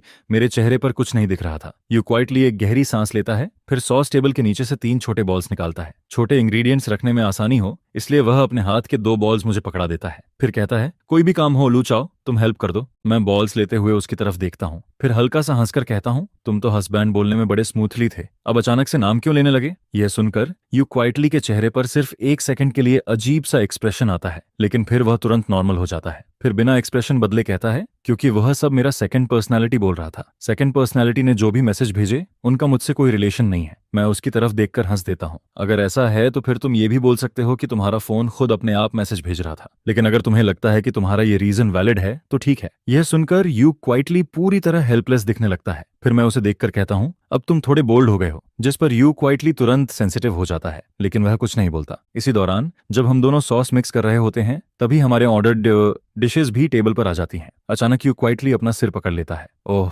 मैं फोटो लेना भूल गया। जिस पर वह जल्दी से अपना फोन निकालता है, सामने रखे बहुत सारे मीट वाले डिशेस की फोटो खींचता है और फिर उसे भेज देता है। बुक फ्रेंड ग्रुप में उसने बस रिप्लाई किया, फिर एक और दिन, पुराने प्रॉमिस की तरह। लेकिन यू क्वाइटली ने जैसे ही मैसेज भेजा और फोन रखने वाला था, तभी उसके बगल से मेरा स्पेशल नोटिफिकेशन वाला टोन बज जाता है। उसकी आवाज इतनी लाउड थी कि एकदम अलग से सुनाई देती है। मैं उस वक्त सिर नीचे करके मीट बॉल खा रहा था, लेकिन जैसे ही वह आवाज आती है, मेरे दिमाग में तुरंत एक बात आती है, जिस पर अगले ही पल मैं सिर उठाकर उन दोनों की तरफ देखता हूँ। सबसे पहले मेरी नजर यू क्वाइटली पर पड़ती है। यू क्वाइटली मुझे देख रहा था। फिर मैं किन मनमन को देखता हूँ। किन मनमन भी मुझे ही देख रहा था। यू क्वाइटली कुछ नहीं बोलता, क्योंकि वह नॉर्मली ऐसी जगह पर सीन क्रिएट नहीं करता। उसके हिसाब से हस्बैंड वाइफ की बात घर जाकर डोर बंद करके आराम से करनी चाहिए। लेकिन किन मनमन चुप नहीं रहता। वह ऐसे बोलता है जैसे अपनी बेस्ट फ्रेंड के लिए स्टैंड ले रहा हो। क्वाइटली, तुम्हारे हस्बैंड किस अच्छी बहन को स्पेशल अटेंशन दे रहे हैं। यह सुनकर मेरे सिर में दर्द होने लगता है। मैं कहता हूँ, और किसे स्पेशल अटेंशन दूंगा, बस यू क्वाइट को, जो हमेशा ग्रुप में साइलेंटली छुपा रहता है। लेकिन आज यह बात साफ करनी जरूरी थी, क्योंकि भले ही यू क्वाइटली ने अभी ज्यादा नहीं सोचा हो, लेकिन अगर उसकी बेस्ट फ्रेंड के दिमाग में कुछ बैठ गया तो धीरे धीरे वही बात यू क्वाइटली के दिमाग में भी आ जाएगी। क्वाइटली, मेरी बात सुनो, मैं एक्सप्लेन करता हूँ। जिस पर यू क्वाइटली चुपचाप मेरे बाउल में एक पीस मीट रख देता है। फिर धीरे से कहता है, पहले खाना खाओ। उसका चेहरा थोड़ा रेड हो रहा था। शायद उसे लग रहा था कि अभी एक्सप्लेन करने का कोई फायदा नहीं है। अगर कुछ नहीं है तो वैसे भी बाद में बात हो जाएगी, और अगर कुछ नहीं है तो हॉट पॉट का मूड खराब करने का भी कोई मतलब नहीं था। मैं फिर कुछ बोलना चाहता हूँ, लेकिन जब मैं यू क्वाइटली को देखता हूँ तो कुछ नहीं कह पाता, क्योंकि इस वक्त हॉट पॉट बस हॉट पॉट होना चाहिए। जिस पर मैं क्वाइटली यू क्वाइटली के बाउल में खाना डालना शुरू कर देता हूँ, और जब मैं देखता हूँ कि यू क्वाइटली की तरफ से कोई रिएक्शन नहीं आता तो मैं और भी ओपनली उसके बाउल में खाना डालने लगता हूँ। और अब सबसे ज्यादा रिग्रेट मुझे यही हो रहा था कि यू क्वाइटली के सामने फोन को पहले ही साइलेंट कर देना चाहिए था। यू क्वाइटली खुद अपने लिए कुछ भी नहीं ले रहा था। मैं पॉट में से सारा मीट निकालकर उसके बाउल में डाल देता हूँ और लगभग खुद कुछ नहीं खाता। खाना खत्म होने के बाद मैं उठकर बिल देने चला जाता हूँ। मुझे नहीं पता था कितना अमाउंट आया था, लेकिन उसी वक्त यू क्वाइटली ने वीचैट पर सीधे मुझे 500 भेज दिए। जब मैं वापस आता हूँ तब तक दोनों लड़कियां भी अपनी चीजें समेट चुकी होती हैं, क्योंकि यहाँ हम किन मनमन की कार से आए थे। चिन मनमान को पहले से पता था कि यू क्वाइटली मेरे साथ घर जाएगा। जिस पर अलग होने से पहले किन मनमन यू क्वाइटली के कंधे पर हाथ मारता है और कहता है, अगर कुछ भी गलत लगे तो मुझे कॉल कर देना, मैं आकर तुम्हें ले जाऊंगा। यू क्वाइटली सिर हिला देता है। उसे पता था कि किन मनमन किस बात की तरफ इशारा कर रहा है, क्योंकि मेरे और उसके बीच अभी भी एक बात बाकी थी। लेकिन यू क्वाइटली खुद पूछना नहीं चाहता था। अगर मैं खुद से एक्सप्लेन नहीं करता तो वह भी ऐसे ही कुछ नहीं पूछता। असल में यू क्वाइटली कब से उस बात का प्रूफ लेकर बैठा था, ये शायद डिवोर्स वाले दिन तक चलता। लेकिन यू क्वाइटली चाहता था कि मैं खुद एक्सप्लेन करूं, क्योंकि उसने ऑलरेडी डिसाइड कर लिया था कि वह मेरे साथ आखिर तक जाएगा, और उसने ये भी डिसाइड कर लिया था कि वह मुझे पसंद करने की कोशिश करेगा। बस मुझे एक सही रीजन देना था। अगर मैं उसे एक रीजनेबल एक्सप्लेनेशन दे दूं तो वह खुद को समझा लेता। जिस पर रास्ते भर यू क्वाइटली चुप रहता है। वह फोन नहीं देखता और खुद से कोई बात भी स्टार्ट नहीं करता। घर पहुंचने के बाद यू क्वाइटली शायद गुस्से में थोड़ा तेज चलने लगता है, जिस पर मैं तुरंत आगे बढ़कर उसका हाथ पकड़ लेता हूँ। मुझे थोड़ा टाइम दो, मैं एक्सप्लेन करता हूँ। उस वक्त यू क्वाइटली के दिल में एक अजीब सा ऑकवर्ड फीलिंग था। असल में वह अभी भी गुस्सा था। हॉट पॉट रेस्टोरेंट में चुप रहने का मतलब ये नहीं था कि बात खत्म हो गई। मैं उसका हाथ पकड़कर नहीं छोड़ता, और शायद मेरी पकड़ थोड़ी ज्यादा स्ट्रांग हो जाती है। यू क्वाइटली सिर नीचे करता है, फिर उसकी नजर धीरे धीरे मेरे हाथ से मेरे चेहरे तक आती है, और उस वक्त मैं उसे बहुत सीरियसली देख रहा था, लेकिन मुझे अभी भी कुछ रियलाइज नहीं हुआ था। जिस पर यू क्वाइटली हल्का सा हंस देता है। वह मुश्किल से एक स्माइल बनाता है, फिर धीरे से अपना हाथ छुड़ा लेता है। उसकी रिस्ट थोड़ी रेड हो गई थी, लेकिन मेरा पूरा ध्यान बस यू क्वाइटली के मूड पर था, इसलिए मुझे रियलाइज ही नहीं हुआ कि मैंने उसका हाथ बहुत जोर से पकड़ लिया था। यू क्वाइटली अपनी रिस्ट को धीरे से रब करता है, फिर धीरे से कहता है, लो चाओ, कल बात करेंगे, मैं आज थोड़ा टायर्ड हूँ। असल में यह उस नातनी उसके हिसाब से शायद कुछ एक्सप्लेन करने जैसा था ही नहीं, लेकिन यू क्वाइटली यह बोलने के बाद भी वहीं खड़ा रहता है। वह जाता नहीं, क्योंकि वह मेरा एक्सप्लेनेशन सुनना चाहता था। बस वह कभी भी अपनी बात क्लियरली नहीं कहता। उसकी पर्सनैलिटी हमेशा से ऐसी ऑकवर्ड थी। मैं धीरे से कहता हूँ, असल में ऐसी कोई बात नहीं है। कुछ टाइम पहले मैंने ऑनलाइन कुछ आर्टिकल्स पढ़े थे। उसी दौरान मुझे एक वेब नॉवेल ऑथर दिखा जिसके रिजल्ट्स तुम्हारे जैसे थे, इसलिए मैंने उसे स्पेशल अटेंशन पर रखा, क्योंकि वह अक्सर ग्रुप में आता था और मैं उसे पकड़ना चाहता था। फिर बाद में मुझे पता चला, मैं प्रॉमिस करता हूँ, उससे मेरी कभी प्राइवेट बात नहीं हुई, पेंगुइन पर भी नहीं। ग्रुप में इतने लोग थे कि शायद वह मुझे पहचानता तक नहीं होगा। मैं उसे शॉर्ट में पूरी सच्चाई बता देता हूँ। यू क्वाइटली ध्यान से मेरी बात सुनता है, लेकिन जैसे ही मैं बोलना खत्म करता हूँ उसके दिल में अचानक गिल्ट आने लगता है, क्योंकि रिसेंटली वह खुद भी ग्रुप में बहुत टाइम वेस्ट कर रहा था। फिर वह धीरे से पूछता है, वो ऑथर लड़का था? अब वह गुस्सा नहीं था, क्योंकि उसे लग रहा था कि ऑथर कोई लड़का होगा। आखिर लू चाओ ऐसा इंसान नहीं था जो जानबूझकर किसी फीमेल ऑथर के पीछे जाए। जिस पर मैं सिर हिलाता हूँ, मुझे नहीं पता, हमने कभी बात नहीं की। तो ऑथर लड़की भी हो सकती है। बुक लिखने का जेंडर से कोई लेना देना नहीं होता है, ये बात सही है, लेकिन यू क्वाइटली चुपचाप यही सोचती है कि मैं कितना स्टूपिड हूँ। जिस पर इस टाइम तुम्हें बात को फ्लो के साथ आगे बढ़ाना चाहिए और कहना चाहिए कि वो एक मेल ऑथर है, क्योंकि अगर जिस पर्सन पर तुम ध्यान दे रहे हो वो एक फीमेल ऑथर निकलती तो यू क्वाइटली को समझ ही नहीं आता कि क्या करना है, जिस पर वो थोड़ी देर के लिए रुकती है, अपनी बैग सीधी करती है और ऐसे एक्ट करती है जैसे उसे किसी चीज से फर्क नहीं पड़ता है। फिर वो कहती है, असल में तुम्हें मुझे जानबूझकर एक्सप्लेन करने की जरूरत नहीं है, मुझे बिल्कुल भी फर्क नहीं पड़ता है, बस सीधा बोल दो। ये कहकर यू क्वाइटली मुड़ती है और वहां से चली जाती है, जिस पर मैं उससे कहता हूँ, अगर तुम नाराज नहीं हो तो अपने रूम में जाकर सो जाओ, आज रात भी जेट लैग कंटिन्यू होने वाला है, इसलिए तुम्हें जल्दी सोना चाहिए। जिस पर मैं यू क्वाइटली की पीछे जाती हुई बैग को देखता रहता हूँ। मैंने तो उसे सब कुछ एक्सप्लेन कर ही दिया था, तो क्या यू क्वाइटली सच में नाराज नहीं है? विमेन सच में बहुत वियर्ड क्रीचर्स होती हैं। जब वो नाराज होती हैं तब भी कहती हैं कि वो नाराज नहीं है, और जब वो नाराज नहीं होती हैं तब भी वही कहती हैं। यहाँ तक कि शावर लेने के बाद भी वो यही बोलती हैं कि वो नाराज नहीं है। इसके बाद मैं बेड पर लेट जाता हूँ और फिर वीचैट पर यू क्वाइटली को एक बार फिर मैसेज करता हूँ, क्योंकि मुझे लगता है कि रियलिटी में पूछने से ज्यादा आसान वीचैट पर पूछना होगा। जिस पर मैं उसे टाइप करके भेजता हूँ, तो क्या तुम अभी भी नाराज हो? लेकिन यू क्वाइटली रिप्लाई नहीं करती है, यहाँ तक कि ऊपर टाइपिंग का भी कोई डिस्प्ले नहीं आता है। जिस पर मैं सोचता हूँ कि इस टाइम यू क्वाइटली के पास करने के लिए कुछ नहीं होगा, शायद वो शावर लेने गई होगी। आगे मैं और यू क्वाइटली के बीच की लास्ट चैट रिकॉर्ड को देखता हूँ, जो उस ट्रांसफर पर जाकर रुकती है जो यू क्वाइटली ने मुझे भेजा था। ऑफ कोर्स उस पैसे को लेना पॉसिबल नहीं था। मैं अपनी वाइफ और उसकी फ्रेंड्स को हॉट पॉट खिलाने के लिए इनवाइट नहीं कर सकता और ऊपर से अपनी वाइफ से पैसे भी नहीं ले सकता, जिस पर मैंने अभी तक उसे एक्सेप्ट नहीं किया है। मैं प्लान करता हूं कि 24 घंटे पूरे होने दूं ताकि वो अमाउंट अपने आप रिफंड होकर यू क्वाइटली के पास वापस चला जाए। करीब 10 मिनट बाद यू क्वाइटली फाइनली रिप्लाई करती है, जिस पर उसका मैसेज आता है, मैं अपने हस्बैंड से कैसे नाराज हो सकती हूँ। मॉम भी जानती है कि मुझे सबसे ज्यादा अगर कोई पसंद है तो वो मेरे हस्बैंड है। यह सुनकर मेरा मुंह थोड़ा खुला का खुला रह जाता है। मुझे बिल्कुल भी उम्मीद नहीं थी कि यू क्वाइटली ऐसा रिप्लाई करेगी, लेकिन इसके साथ ही मेरे दिल को थोड़ी राहत भी मिलती है, क्योंकि अगर यू क्वाइटली ऐसा बिहेव कर रही है तो शायद इसका मतलब है कि वो सच में नाराज नहीं है। और फिर उसके तुरंत बाद यू क्वाइटली मुझे एक और मैसेज भेजती है। वो लिखती है, मैं अभी रेड एनवेलप रिसीव करने वाली हूँ, जिस पर मैं वो मैसेज देखते ही थोड़ी देर के लिए रुक जाता हूँ। फिर चुपचाप वीचैट का इंटरफेस काट देता हूँ और डेट बनने का प्लान करता हूँ। इसके बाद मैं यू क्वाइटली की बुक पर चला जाता हूँ, क्योंकि काफी टाइम से मैंने उसे देखा ही नहीं था। आज नोटिफिकेशन रिंगटोन ने तो मेरी जान ही ले ली थी। ग्रुप में बहुत सारी मैसेजेस आई हुई थी, जिस पर मैं सीधे होम पेज से ग्रुप ओनर यू क्वाइटली की लेटेस्ट 2 चैट रिकॉर्ड्स देखने लगता हूँ। उनका टाइम वही था जब हम लोग हॉट पॉट खा रहे थे। वहां एक फोटो थी और उसके नीचे एक सेंटेंस लिखा हुआ था, आज फिर मेरे हस्बैंड के साथ डेट पर जाने वाला एक और दिन है। जिस पर मैं नीचे की बाकी चैट को रफली पढ़ता हूँ। ज्यादातर लोग यही बोल रहे थे कि जो यू क्वाइटली फिर से अपने हस्बैंड के साथ चली गई है, और कुछ लोग लेट नाइट पॉइजनिंग के लिए प्रोटेस्ट भी कर रहे थे। हालांकि यू जिंगशियन कई बार बोल चुकी है कि वो शादीशुदा है, लेकिन ग्रुप में हमेशा नए लोग आते रहते हैं और कुछ लोग ऐसे भी होते हैं जिन्हें इसके बारे में पता नहीं होता है। जिस पर मैंने डायरेक्टली एट करके यू क्वाइटली से पूछा, क्या ऑथर मैरिड है? On off course you quietly के रिप्लाई का इंतजार करना पॉसिबल नहीं था, लेकिन ग्रुप में बाकी एक्टिव लोग तुरंत मेरे सवाल का जवाब देने लगते हैं। जिस पर उनमें से एक कहता है, ऊपर वाला डेफिनेटली नया मेंबर है। ऑथर की शादी हुए आधे साल से भी ज्यादा हो चुका है। शादी के बाद से वो खुद को हमेशा 38 साल की मैरिड वुमन बोलती रहती है। फिर दूसरा पर्सन लिखता है, उसने अपने हस्बैंड के साथ घूमने के लिए 3 दिन की छुट्टी ली थी। और फिर एक और मैसेज आता है, उसने सॉफ्ट स्ट्रॉबेरीज सुखा दी, अब वो पहले की तरह एक्टिव नहीं रहती है, हर दिन बस फिशिंग करती रहती है। जिस पर कोई और कहता है, मुझे तो वो टाइम बहुत मिस होता है जब उसकी शादी नहीं हुई थी, उस टाइम वो बहुत मेहनती थी। फिर एक और मैसेज आता है, लेकिन शादी के बाद हर 3 दिन में छुट्टी मांगती है, या तो डेट पर होती है या फिर बेबी के साथ होती है। ये सुनकर मैं आधे प्रोविंस तक साइलेंट हो जाता हूँ। फिर मैं जल्दी से बात को कवर करता हूँ और यू क्वाइटली की बुक पर क्लिक कर देता हूँ, जिस पर मैं उसकी लेटेस्ट बुक खोलता हूँ और उसमें सच में बहुत सारे लीव नोट्स दिखाई देते हैं। हनीमून पर हस्बैंड के साथ जा रही हूँ, हस्बैंड के साथ डेट पर जा रही हूँ, इसलिए 2.5 महीने की छुट्टी, फैमिली ऑफ 3 को बाहर घुमाने ले जा रही हूँ, इसलिए 2 दिन की छुट्टी, आधा दिन की छुट्टी। ये सब देखकर मैं थोड़ा कंफ्यूज्ड हो जाता हूँ, जिस पर मेरे दिमाग में बस एक ही सवाल आता है, क्या यू क्वाइटली का सच में यू के साथ एक बच्चा भी है?